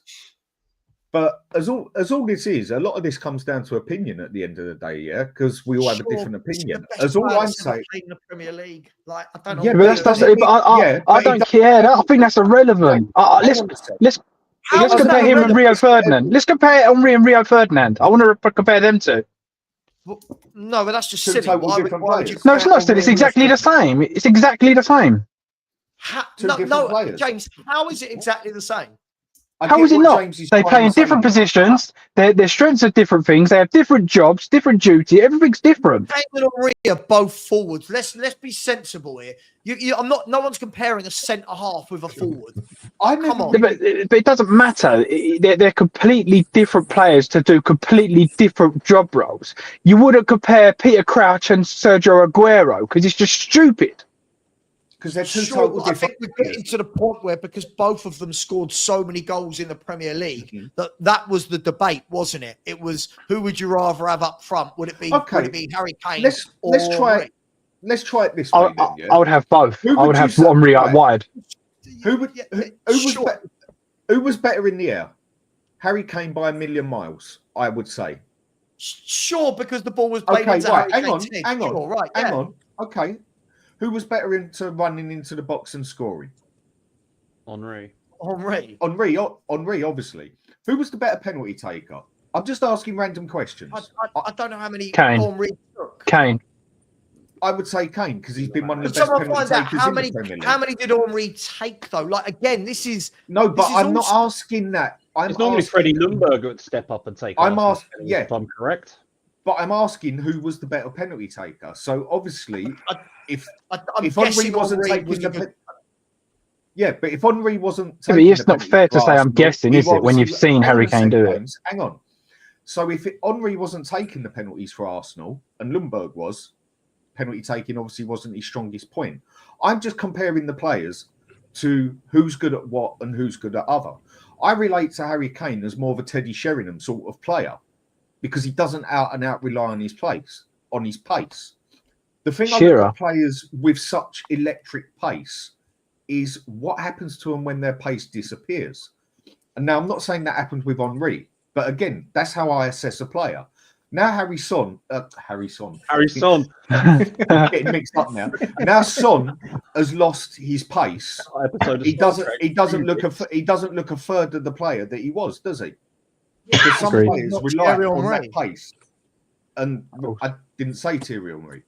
No, I know, And but They're I just different feel like types of players. They're very only different on a types of Spurs players. show, only on a Spurs show with a Spurs panel would this even be a talking point? Like, I genuinely but don't don't know tell me what I'm Henry biased. people were watching. Like, this was the Yeah, but I just don't think it's greatest fair. player I just don't think it's fair to compare. Two different but- players. Sure, but And that I know wasn't who I would rather have in the box with a box coming in from across. Yeah, Thierry as Henry. me as a no, No, I wouldn't. because he can head the ball Yeah, better. same. the- I think Who crosses Harry a ball in, Kane. Who crosses a But- ball? Who cares how good a player is in it with their head? Who heads a ball I in do. now? I do when I I'm do, telling my yeah, I winger do, to yeah. cross that ball in. Sure. Okay. Which teams cross the ball in? How many players in the Premier League now score goals with their head? Chris Wood? I couldn't give a toss. Like, I'm telling no, I'm telling my winger to cross the ball in. So what I'm Sure, telling but- him, he does it. So I don't Sure. care. Sure. I'm saying I've- how I would like to play football. And the way I prefer it is with my wing backs going up on the side. Sure, but is that's how not I how would teams have are it playing and in cross football the now, ball is in. it? This is the point. The I point don't is, care. My No, point I'm not is saying on you do how I care. would prefer. So essentially, if I said to you, you could pick one in their prime, Kane or Henry, you two are taking Harry Kane over Henry. Well, depends how I wanna I play think that's a loaded question, isn't it? Because who's Yeah, the rest of the yeah, team? but Answer it. That's the question. This is Well, really no- simple, this debate. You're allowed So to who's- play one of them in your team. Harry Kane or Thierry Henry. Who are you picking? Harry Kane, because I If I believe can- personally that there is far great. Well, let me explain then. Let me explain. You can't just talk over people and say it's disingenuous and stuff like that. It's not fair. Let them have their opinion. So for Hang on, me, let me- if I'm picking a team, and I can only have one or the other, my reason for picking Harry Kane is because I would then pick, say, for example, Gareth Bale one side, Mo Salah the other side. Exactly. I think there's better backup wingers to Henry, who I believe was a winger, than there is backup strikers to Harry Kane. So, for example, you're picking Harry Kane, Shearer, Rooney, and then I think that's. Oh, did he play up front? Did he? He played up front. Okay. He played on the wing. He played. He played up front. In the Premier League, he played up front, did he? He played more moved on the if you wing, watch but he his moved career. across. He moved Well then, from the left. but we're picking a striker. You can't go. Oh right, we're picking Henry, who played left back most of his game for Arsenal. Ronaldo, who played left wing most of his game for a thingy. But they did move to central striker. We're picking a striker. Striker. He's Hang a on. winger, isn't he? If you actually look at Henry, when he came to the Premier League, he was a left-sided Left winger, wing, yeah. and then Yeah. he turned actually got- into a striker for Arsenal He was because no actu- one he was played. They played. actually Oh, let me. on the right. I can't talk over you. Both guys can both talk over me. Is that what's going I on? didn't talk over you. I didn't talk over you. He was on the I right. didn't. I didn't say anything then. I was listening. So when Arsenal played a 4-4-2, right? Mhm. Thierry Henry was the left-sided winger, was he, of the 4-4-2? No. Thierry Henry, in my opinion, No. Thierry Henry. Okay. Don't answer me a question then if you're going to answer it for me. It's a simple question. When they played 4-4-2, I tried to answer you, but you told me no as I was answering you. who was their left winger? Freddie Lundberg. It was either Lundberg or Perez. It wasn't Thierry Perez, Henry. wasn't it? It was Perez. Henry was a striker who floated right, floated wide, went through the middle. Henry was complete. He could play anywhere. He was more of a complete player than Kane, without a doubt. But again, I personally think I could put a better team together with scoring more goals with Harry Kane in the middle than Thierry Henry. Sure. For the way I would want to play football. I would also say in that team, I don't believe Thierry Henry was the striker. I think Bergkamp was a striker, and he drifted left and right. I don't think he was a focal point up front. I think them two were good enough that they used to mix the roles, but with Bergkamp, he was more of like a target man sort of thing, and then Harry he used Kane. to boss it about. Yeah, he Harry was more Kane. similar. My opinion, and I'm not comparing the two. I'm not comparing the two. I'm not comparing the two quality at all. So before I get shot down for that, but Heung-min Son, people say he's a striker. He's not a striker. He's the player that wants to drift left, drift right, and he's always been like that, even when he was with Kane. So I would never say Harry Kane is a striker. I would say he's almost like a winger that drifts side to side, and that's what I would have said Thierry Henry is. Not comparing the two players, just positionally. For me personally, if I'm picking a starting 11 and I can only pick one or the other, like I said, I would happily go with Harry Kane up front because I could then have Bale and Salah or vice versa, Iron Robben, so on and so on. And I think Harry Kane would do a better job as a focal hold-up player and allowing the wingers to come involved and be involved than Thierry Henry would. Can we just all agree though that Ange would play Archie Gray up front instead of those two? But what this comes down to, a lot of it is just on how we all play football. A lot of it comes down to Spurs' opinion. It doesn't come with no to me, other this is got to do with it. YouTube channel today across the world that isn't Spurs. No one's picking Harry Kane over Thierry Henry. Okay, let me take this away from Spurs then. Let me take this away from Spurs and I'll pick other players and not just Premier League. I would pick Alan Shearer over him. I would pick Lewandowski over him. I would pick Haaland over him, over Henry. To play up front, I would pick all of those players over Henry up as a striker because I believe they would do more as a vocal point, and then I would have Henry, Bale, Salah as my wide players, not my centre forward. So I would have Suarez over him. So basically, if you two are picking a team, you'd leave out the best player that's ever played in the Premier League. No, it's not. No, it's not. No, it's not. You call out comments for doing exactly that. No. I did not say to you I would not pick Thierry Henry. No. You just said if I was picking a Premier League team, yeah. No. I did not say I would not pick Thierry Henry if I was picking my old-time Premier League team. I did not say that. I said I would not play him up front. He would be my left winger. Harry Kane would be my striker. Shearer would be my striker. Rooney would be my striker. Thierry Henry would be my left winger. I'm talking about which player do you want? Who's the better player? We've got into 4-4-2, 4-3-3, out wide left. Who's the better footballer? Who's the better player? Who's had the better career? Who's better at everything? Henry pisses all over Harry Kane. Whoa. Sav. Oh, God, here we go. Archie Gray's in the house. Archie Gray's is better than everybody. God. This is mad. Back in 2 seconds. Hold on. By the way, Ulfric, you're getting blocked because you're coming out with stupid shit. You're going into a timeout for a few minutes because you're being an idiot. Sorry, go on. Oh, we've lost Lubo. God, I can't believe, guys, right? Ian, you've gone, mate. Your reception's not there. I can hear you. Can you hear me now? I've got you back. Savva, there you are. Yeah, got you now. Got me. Okay. Right. Interesting. No, you've gone. Ian, you've gone. You can't hear. Can you hear me now? Okay. Yeah. You okay? Barely. Yeah. I would. Yeah. I would be comparing, in terms of the type of player Henry is. Are we not better off comparing Bale rather than Kane? But didn't Henry play in a 4-4-2 for Arsenal and was up front with Bergkamp? Like, He did play as I a don't know. striker We're as trying well. to push. He did. We're trying to push him as this left winger. I think there's a difference between a forward that drifts out wide to playing out wide. There's a huge difference. For me, Henry was more of a Son type of player. He was best as an inside forward who could also sit inside as a striker. But they played a 4-4-2. Like, you've I got know, to remember, but he also went days. out wide a lot, if you remember as well. He also did used to hang out wide a hell of a lot as well. Yes, but Do we not? okay. But all what? right. Yeah. So They had You they ain't had gonna give up wingers. here. It's opinion. 50-50.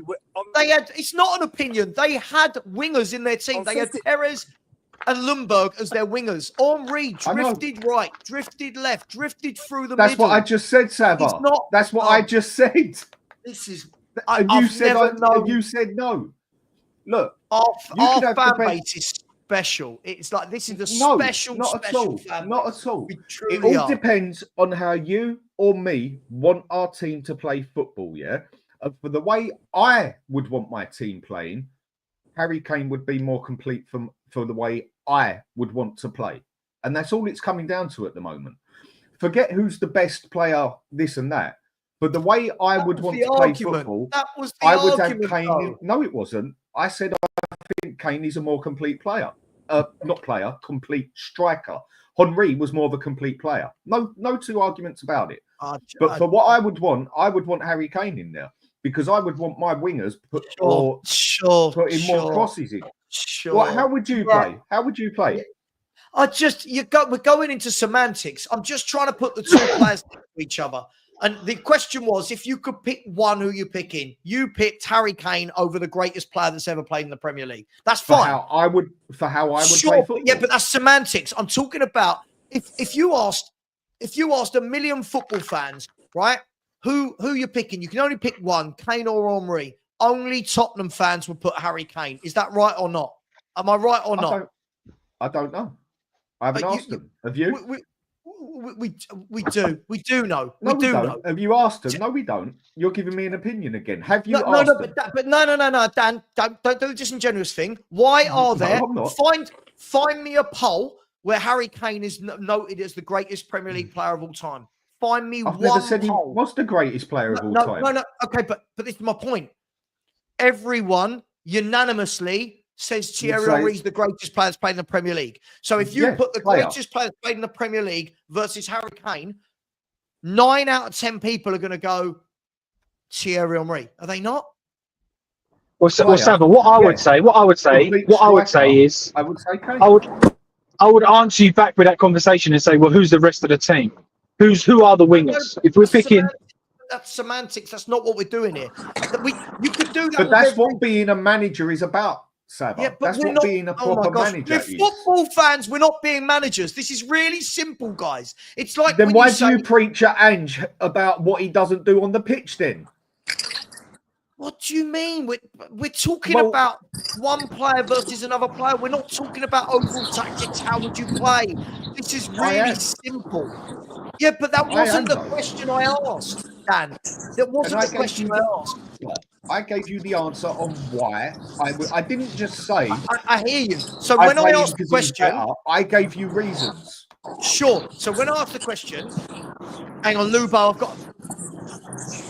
That's terrible. Go for a jog. Lubo, I've had to mute you. So I've had to mute Lubo. It's so loud, the wind in his thing coming in. Look, listen. Okay. At the end of the day, when I've asked Kane or Henry, you guys would take Kane. That's fine. That's all we needed to know. Purely for the way I would play football. Sure. Okay. All right. Cool. If I want a more complete player on my team, I would not leave out the greatest player that's ever played in the Premier League. I just don't know how anyone does that. Okay, but it doesn't mean he would play the best in your style. Spursy style, whatever. He's the greatest player that's played in the Premier League. Who cares about give a toss? If I want my striker to head the ball in the back of the net because I'm putting in crosses, I pick Kane all day long. That is actually looking at it from a tactical. James, are you moving about? Man, I can't hear him. That's not me. That's Ian. Is someone moving about? No. I've got this horrible noise, but I've muted same. everyone. It's Hello? Lubo. Hello? Surely it's Lubo. Yeah, but I've muted everybody now, and it's gone. Let me bring Lubo back to see. Lubo's muted himself. Okay, Matt. I'll tell you what. Let me ask this question then. Who is the greatest player to have played in the Premier League if it's not Thierry Henry?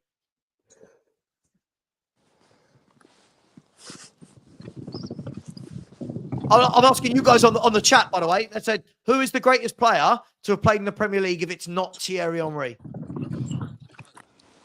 What's the criteria? Oh, who's Yeah. the great? Like, Yeah, but you What's the can't cri- go judging what's the- strikers with defenders like what James said. You have Are to we judge them talking by about- what they are. Are we talking about Sav? Are we talking about Ryan Giggs with 13 Premier League winners' medals? How are we judging this? okay, Exactly. I'm judging it by when the polls come out and all the football fans in the world and the country are asked who's the greatest player to have played. Why is Thierry Henry always the outright winner? You can throw whatever caveat you want at it, guys. He is always number one. Why?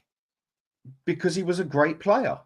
Right. But it doesn't mean okay, Right. but it doesn't mean he was best. the best at everything. No, he wasn't. Not at He heading the was the ball. best, Not at heading the ball, he wasn't. but he was the yeah. So okay. no, Savva, look at it from this way. Listen to another side, yeah. I'm going deeper than you on this because I'm looking at it from a tactical level. I know, I'm looking at but it from a that's manager's just- side. but So I that's so don't care nuanced, if he was the isn't best. it? No, it's not. This is what a manager is meant to do, and this is what you keep saying and should be doing. So No, if Dan, I want Dan, my well, wingers don't to be cross it in the disingenuous, back Dan. of the net, No, Dan, don't be disingenuous. That's a different. If I'm critiquing Ange on his tactics, I'm critiquing Ange on his tactics. If Right. I'm having a debate about two footballers, that's not the same. So don't do that, mate. Don't bloody do I'm that. telling you, I'm giving you my tactics on why I would pick Harry Kane. Now, give me your tactics why you would pick Henry. I don't need to. He's just the better footballer. If Yes, I'm you do, picking- because I've just asked you. Give me your tactics. I don't need to. Dan, whatever team I'm playing, whether I'm playing 3 forwards, 2 forwards, 1 forward, I want the best player that's played in the Premier League to be in that team. And that is Thierry Henry. But if I'm having my team wanting to cross the ball in left, right, and centre, I want the best player who can head the ball in the box, not the best player who can run in there or run in there. So I pick Harry Kane for the way I would want to play. Sure, yeah, but I go for quality. I go for quality over one attrip. So yeah, I'm going And for Harry the best Kane was player. quality in the air, and he could also finish anywhere in the box as well. Sure.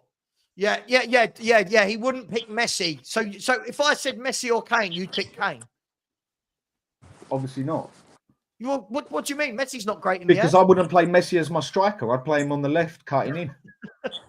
In front of Thierry Henry.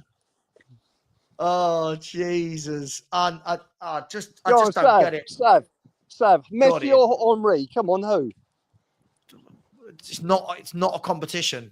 Lionel Messi's No, I'm the just greatest saying, player. Messi or Henry? Lionel Messi's the greatest player I've ever seen play football. Yeah, So Messi, Lionel, 100%. Messi. you can ask me Lionel Messi versus anyone, and my answer is always Yeah, going to be Lionel Messi. I've got to say this. The only Messi argument or I'll have with Ronaldo. that, the only argument I have with that is I think Ronaldinho was the most skillful player ever. And Messi even says in his that it was Ronaldinho who actually taught him what he could do. And that's out of Sure. Messi's words. Yeah, no, yeah, But Messi was the best player ever. But what are we Skillful. Yeah, it's stupid. It's a stupid debate. Skillful. I think most people would say who watch Ronaldinho would say he's the most skillful player you've ever watched play the game, right? Yeah, that's all I was saying. That's, yeah, I didn't but say he in was terms better. of the greatest footballer of all time, Messi. there's only 3 names that ever come into the conversation. That's Messi, Pele, and Maradona. That's it. That is literally it. No one else come into the conversation. I didn't say otherwise. 100%. I didn't say otherwise. One at a time. Sorry, 3 of For you. me, what Messi did in the modern era to win everything and 2 Copa Americas as well, and the goals he scored. Nah, Messi is ridiculous. He is just another level to me. I didn't say otherwise. I did not say otherwise. That's all I mentioned was one who had the same skill. Ronaldinho did actually teach Messi what to do. Ballon d'Ors. But Messi was the best player ever. I did not debate either one of that. I just made the statement that Ronaldinho made Messi. And Messi said that in his own two words. Okay, then Messi really is a liar. Silly statement. He's not made I'm Lionel only Messi. No, he hasn't made Messi. I'm only saying what Messi said. Dan, have you ever? Hang on. Lionel Messi also said Christian Romero was one of the best centre backs in world football. So Messi's going to say a lot of things because he's a very nice guy. If you look, right, Lionel Messi was taken to Barcelona as what, a 7, 8, 9-year-old because he was something like that. Yeah, brilliant. That was nothing to do with Ronaldinho. I didn't say Ronaldinho was better, but he actually struggled a bit at Barcelona at first, and Ronaldinho took him on. Dan. Showed him what to do. No, Dan. That wasn't that. No, that's not what happened. What happened was that he had Messi had the growth hormone injection for years. His family couldn't pay for it because he was not developing the way that he should have been developing with puberty and stuff like that. So Barcelona paid for his growth hormone treatment, and it was that allowed him to develop in the way that he did. Right? But if you've watched, I've watched multiple programs and documentaries on Messi. Messi was doing what he did at 3 years old to play people with twice his age at 3 years old. But Messi was just nothing about that. I haven't said anything that Ronaldinho was a better overall player than that. I am just saying that Messi stated that it was Ronaldinho who got him on gear to get where he got to. That's all I'm saying. I'm not saying that Ronaldinho had a better career on that player. Surely, I was only saying how good Ronaldinho was. That is all I was saying. I didn't say he was better than Messi. I didn't say Messi wasn't less of a complete player. Nothing of the sort. I just mentioned something that happened. Nothing more. Yeah, nothing less. I get it. I mean, look, when we're saying this, there's nothing Messi could do Ronaldinho couldn't. Well, yes, there are many things Messi could do that Ronaldinho couldn't. For a start, Lionel Messi's career has gone from the age of 16 and he's now 36, 37 years of age. He's had a 20-year career, right? So one, he's got longevity. Two, look at the volume of goals Lionel Messi scored in his career. Yeah. Ronaldinho could never do that, right? No. Three, right? The number of Ronaldinho had a different style of dribbling to Messi, but Lionel Messi used to do it 7, 8, 9 times a game where he'd pick it up, right? So as I said, Ronaldinho's the most skillful footballer I've ever seen. Yeah. If we're going to say the most skillful, Ronaldinho for me was the best. 100%. 100%. Lionel Messi's the greatest footballer. Like on every metric, goals, assists, dribbling. If we're talking about Kane's ability to drop deep and pass, have you seen Lionel Messi's passing? Yeah. It is disgustingly good, right? Yeah. He's passing, right? Right foot, left foot. He scored winners with his head in the Champions League final. He's won the Ballon d'Or about 9 times. The World Cup. He played central midfielder, a central attacking midfielder in the World Cup. So he wasn't even a striker or a winger. He was a centralised point. So he played as the dictator, and they won it. But don't think that I just want to make sure you got this right. What I said, I did not state in any manner that Ronaldinho was more complete and better. I just stated that Ronaldinho pushed Messi to start getting where he got to, and Messi learned a lot off of him. 4 best players I've ever seen are Maradona, Lionel Messi, R9. Yeah, R9. Original and then R9. See, I don't put Cristiano in there. I don't. I think he's one of the greats. I don't put him in. And then the other one would be purely this is through biased. No. Yeah, no. Purely, no. I wasn't going to go there, Dan. Purely through what I've seen because I never watched him live. I watched all the others live.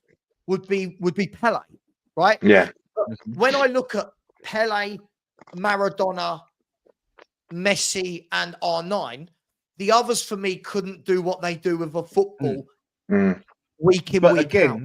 That's the difference for me. But again, think about Pele and Maradona did it at a time where footballs are made out of concrete. Right. Yeah, I think Pele's the most intelligent footballer the world has ever seen. Yeah, personally. I rate players different. Again, we see it different, yeah, because we could all put a team together on what you think are the greatest players. It don't mean that team would work. No, of course. We're talking Yeah, about individuals, though, right? Yeah, we have to put a team together that would actually work as a team. Like what we say about Spurs, basically. We play our players out of sync totally. So we could pick the best 11 the world has ever seen. And that doesn't actually mean that would be a better team. Doesn't matter if you play another 11. No, hang on. And it doesn't mean they would actually be a better team than if we picked some lesser players who actually work better as a team. That is why I struggle to relate a player like Pele or Maradona to, let's say, a Ronaldinho or Suarez or a bloody Messi, because it was different eras, different times, different things. But all in their own way, they're all great players. And this is why I've tried saying to people before, you could tell me you'd have I personally don't think a team would work with Maradona, Ronaldo, and Messi up front. Why? Sure. Do you get what I'm saying, though? Yeah? Because as a team, I don't believe they would work. Absolutely. It would be, how do I put it? Too many Chiefs, not enough Indians. This is why, when I talk about the greatest team I've ever seen, this is why I go to Pep's Barcelona. Because what they had was, they had a bit of everything. If you look at David Villa as your focal point, as your striker, right? You had Pedro, who was a bit more of your, not basic, that's really harsh on him. He's had a magnificent career. Pedro was a bit more of your head down, try and beat a man, get in the box and score goals. You had, is someone typing? Oh, sorry, that's me. I'm muted. Yeah, no worries. I'll just mute it. Sorry. Then you had Messi, who was the icing on the cake, who just did everything. But then is someone's scrapping around some paper or something I can hear, and it's not Danny.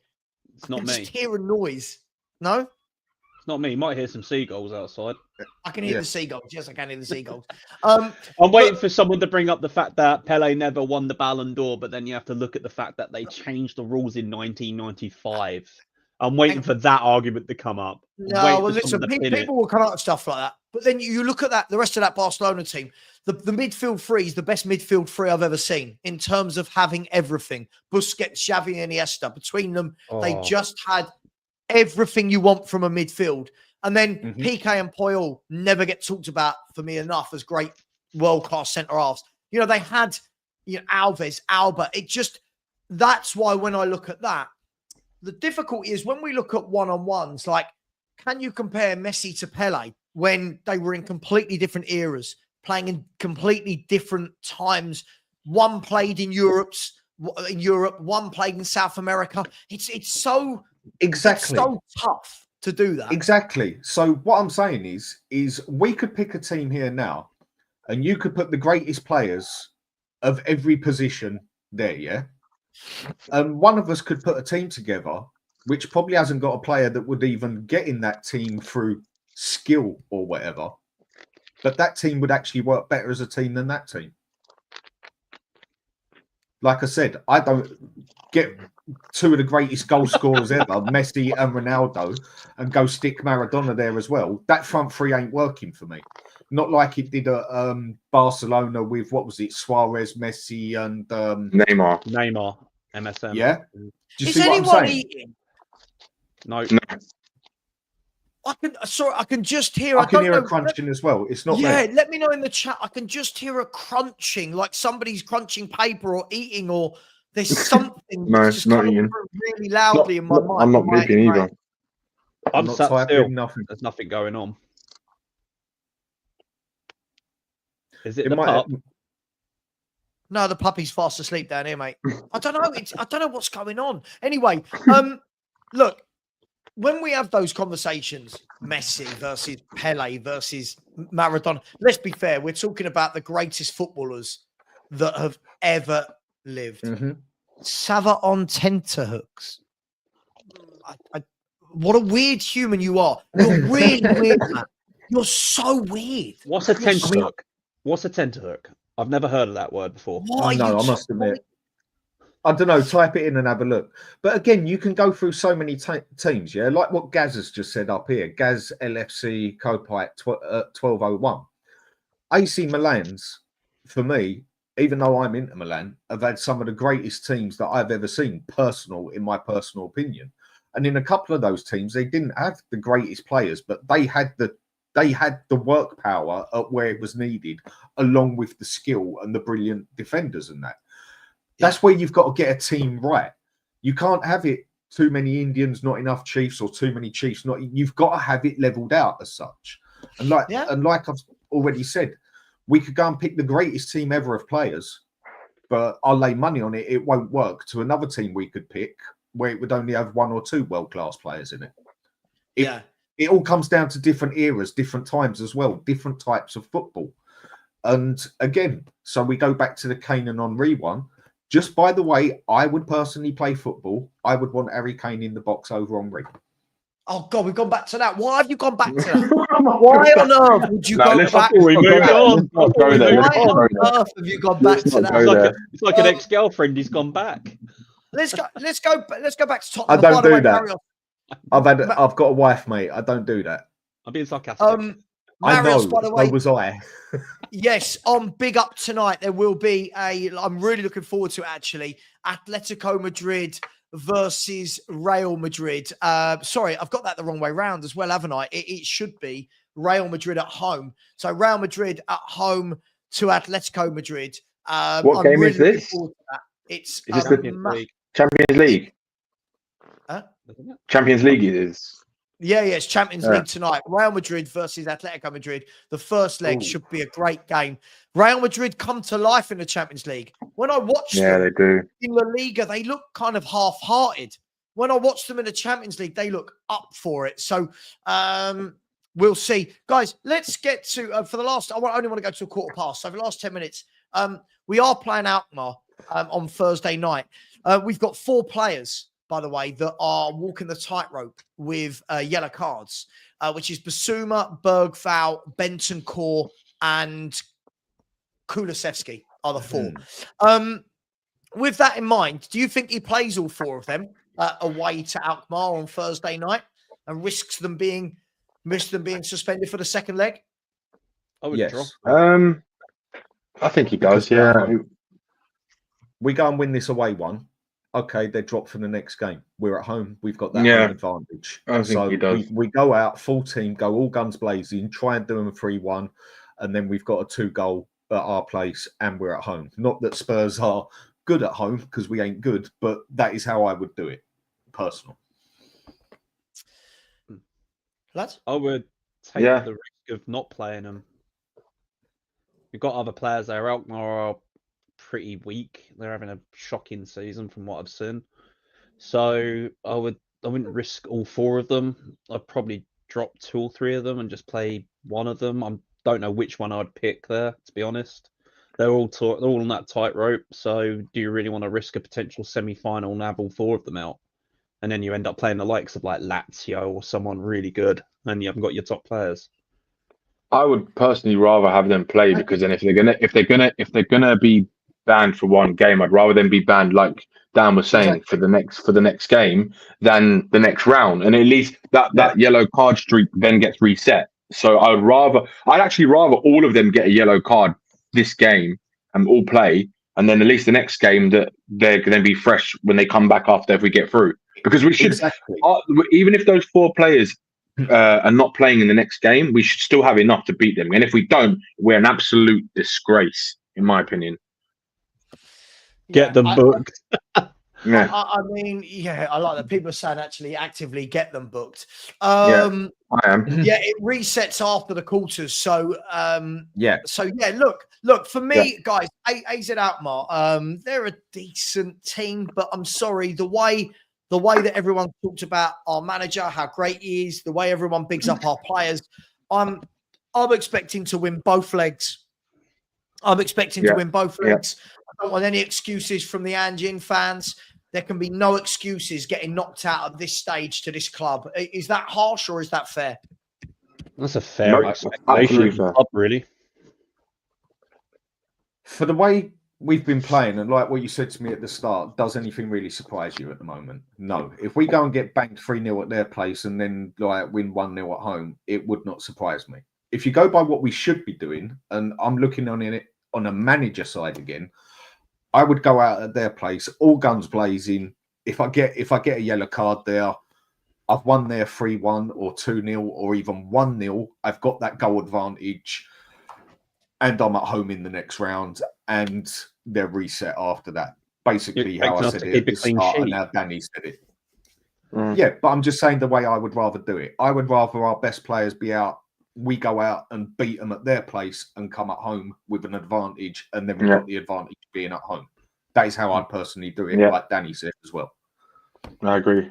That's fair, I guess. But I could understand your side of wanting to just get what we can there and then play everything at home as well. It both makes sense. But then if it both makes sense, either way. So if we get through to the next round, right, does it matter then? Do the yellow cards still get reset then? It just gets reset? Or I think it they gets get reset reset after the quarterfinals. Unless it's a After red the card, quarterfinal. then, yeah. Right, Yeah. okay. Fair enough. Yeah, it gets reset. So basically, if our players get booked either Thursday night or in the second leg, they'll be booked for either the second leg or the next first game of the next round. After that, so right. So then I'll definitely have it. That it's all three centre mids, isn't it? Other than Sarr and then Kulusevski as well. Here's a question just to round it off for the last 7 minutes. Obviously, all the talk about Jed Spence. We'll go back to the beginning. All the talk was about Jed Spence being dropped. Is he going to be in the lineup for Thursday night away, or is he going to go with Udogie and Spence? Udogie and Pine. On merit alone, he's been our best player at the back all season, and he's only been in, 10, 11 games, starting 9. He's already proven he's a better player than Porro on the wing. And Udogie. Better than Destiny, yeah. And Ange, again, doesn't understand what a footballer is because he'd rather play his favourites, and it just bores me. I mean, I know what I'm getting from Tottenham each season now under this manager, and I just turn off. I'd rather go and watch White Hawk play. No, I agree. There is no way Spence should have been left out of that. Again, if it would have been in 3 or 4 days time that we was doing it, then I would have understood like putting out a weaker team because the Premiership is done and dusted. But it's 8 days he had, and that could have got us a draw or a win to give us that momentum as such. But again, if it was only a 4-day ratio sort of thing, then I could totally agree with him for putting out the weaker team. Whereas a lot of people actually defended him, Dan. They sound like Arsenal. I know they did. And do you know what? He was in a catch-22, and I don't think he was. No, I agree with you. I don't think that someone like Spence, who's like we've said, he hasn't played a lot this season, so there's no reason for him not to be able to play against Man City, then play against Alkmaar. It just makes no sense. But the only thing that I'd give the benefit of the doubt, if he does start, then he plays his strongest team possible, then it looks like he'll try and go for that Europa League, because that is literally the only thing he's got this season now. That is all is that or bust. And he's got. I don't buy this. I don't buy this. Why? If Udogie needed game time, then why wasn't Spence the right back? It's for me. I'm sorry. There's any decision that Ange Postecoglou makes, his defenders find a way to back it. Like, I just don't get it. We could lose 8-0 and they go, yeah, but to be fair to Ange, like they'll say Romero wasn't playing. Doris the tea lady wasn't in goal. Yeah, it's madness. Look, at the end of the day, you play your best defensive right back or left back or whatever in these games. And Poku is a good left-sided winger for AZ Alkmaar. Poku's a good player. I'm not going to go overboard. He's not amazing. He's not, he's not Thierry Henry on the left. He's not Ginola, but he's a good left winger. He's not and Gaza. If Spurs, again, if we don't stop the threat of these wingers in behind, and just seen it time and time and time again, if he doesn't stop it, that's on him. But he's got to play Spence. We've got to this era now, guys, where people are coming back to me in all my comments sections now when I put videos out going, oh, but, if he had played Spence and he got injured, you complain. Well, no, because players get injured. Players get injured, and Jed Spence isn't injury prone. Jed Spence is a young, fit footballer. There should be no reason why Jed Spence didn't play last Wednesday. You think about it, last Wednesday. Yeah. Last Wednesday, we don't play for Whole another 2 week. days. Yeah. It's just madness. And then maybe Man City don't have the field day they do and don't beat us. Just maybe. Just maybe. It's just one of them things. I genuinely go on, Dan. Sorry, I just think Spence, the more game time you got, the better. Mm. Yeah, there would have been people out there who said, "Oh, why did you play him? He got injured or whatever." I can just blatantly say I wouldn't have been one of them because I would have totally understood why he played him. To me, it was just common sense. I don't show anger on here much or whatever and that, and he really got my back up that day when he did not play Spence. But the thing was, we all knew he was going to do it, but thought he wouldn't do it, sort of it. Whatever way I want to say it, it's going to contradict it. We weren't surprised that he did it, but we thought he wouldn't do it, sort of thing. I knew he would do it. I knew he'd do it, Dan. I said after the Ipswich game. Go on, Corey. I was going to say, like, he literally, Ange come out and said once Porro and Destiny are back, Spencer be, X, Y, and Z. Yeah, he said it. And he said it himself. So this manager clearly doesn't know what football is because he's a clueless buffoon. Yeah, I mean, for me, Dan, I said after the Ipswich game, if Ange, I knew he was going to start, I knew he was going to take away Spence for that Man City game, and I was like, if he does, I'm Ange out now, fully Ange out. Like I'm done with him. Like that for me is the most disgraceful decision I've seen all season. Not playing Spence purely because he's been our best player. I'm sorry, but what manager in their right mind takes away your best player? It doesn't make any sense. I just had a really funny thought. Really funny thought. Ange is the Ralph Wiggum of football managers. You got go Orange, go Apple, go Banana. It's just Ralph Wiggum of football managers. I mean, Brian, but the thing is, I'm sorry, I'm not having this as I'm not having this. Like, if we're saying the grand scheme of things, the Premier League doesn't matter. If we had won that game, we would have been 6 points off Europe in the league. Yeah. So for me, it really did matter. Hello, mate. All right. For me, it really did matter. We can't just turn around and say, oh, well, it's the Premier League. It doesn't matter anymore. Cool. If that's the case, play all the kids. If the Premier League doesn't matter, I want to see Archie Gray centre mid. I want to see them bring back Phillips and Dorrington and stick them at centre half. Right? I want to see Dane Scarlett start up front. I want to see Mikey Moore on the left wing. We can't just turn around now and go, oh, it doesn't matter. Of course it matters. No, but the thing is, I get what Brian's saying. I'm half with him, because I just said it. To me, the Premier League's done and dusted. But it wasn't on Thursday. It wasn't on Wednesday night. It wasn't on Wednesday night. Okay, but for me it was. Yeah, I'm only giving my personal opinion here. But yeah, not for me, factually. This is again not factually, Dan. It wasn't. Okay, then if you want to go by not factually, we could win the next 10 games in the trot and they lose and we get into bloody 5th place and whatever. It's not going to happen. In my personal opinion. Okay, all right. The league is done and dusted. So concentrate on that Europa. Sure. But I also agree with what you said. Play the bloody kids and everything. Get everything in there. Because I just personally believe the league is done and dusted. The bit I can't get my head round is the 8-day gap, basically. That's the bit I'm complaining with. We should just fully concentrate on that Europa. Because we ain't getting nowhere past 9th in that Premier League, in my opinion. Purely opinionated. I don't think we are now. But I think, if we had won that game if you win that game on, if you win that game on the other night, you go to 36 points. And your next game, 2 of your next 3 games are against the 2 teams immediately above you, Bournemouth and Fulham. So if you had beaten City, you've got Bournemouth and Fulham then, suddenly you're there. You're within 1 or 2 points of European football. I just don't. I totally get it. Dismissing it, okay, I totally get it. But then we've gone and beat teams, big teams, good teams, and then got done by Ipswich and bloody Palace. That's why I just look at that and just say the Premier League's done. It works both ways on that one. I totally agree with what you've said. But on my side, even if we'd have beat Man City, would you have been surprised if we then went and got cooked by Bournemouth and?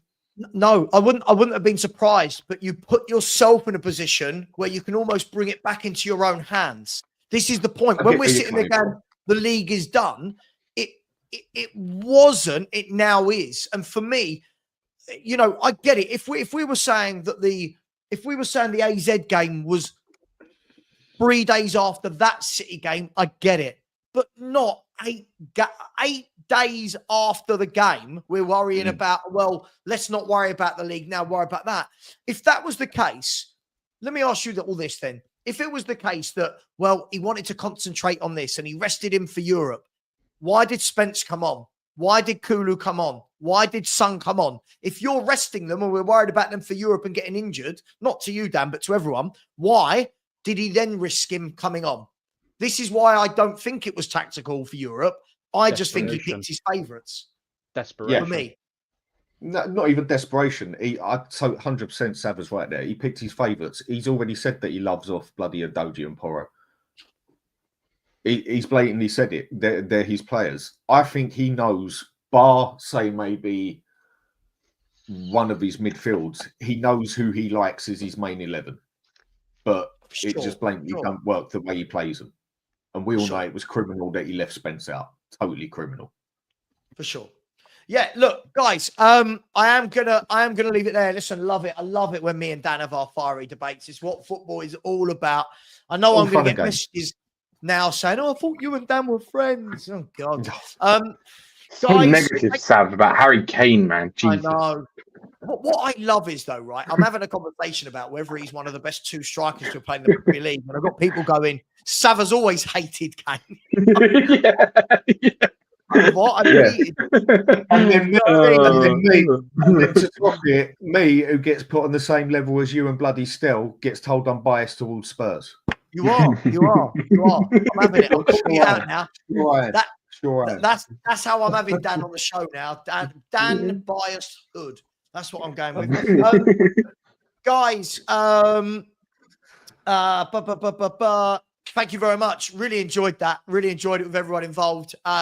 Listen, we have these debates. We keep it fun. We keep the audience wanting to watch. Look, we'll be back tomorrow morning. Then we'll be back Thursday morning. Tonight, I will be on Big Up for Real Madrid v Atletico Madrid. If anyone wants a chilled out watch along, plus all the other Champions League scores and scores from across the UK that are going to come into play tonight. Thank you very much, everyone. Thank you to Sanctuary of Seven, who said, I don't even think Van der Ven is even injured anymore.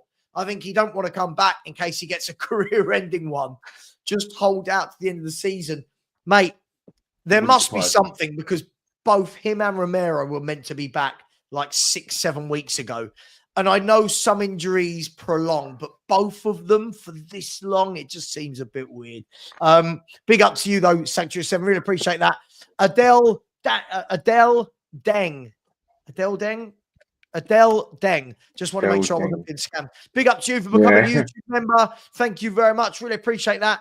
I would kindly ask, on your way out, people, please smash the subscribe button. It is there. There's the link. If you haven't subscribed, please do. Bringing you football content every day. Take care. And always, leave it out, eat it out, mun out, lang out, Ange out, Danny out. Danny can go and support someone else. He's too biased. Everybody, much love. Take care. And as always, come on, you Spurs.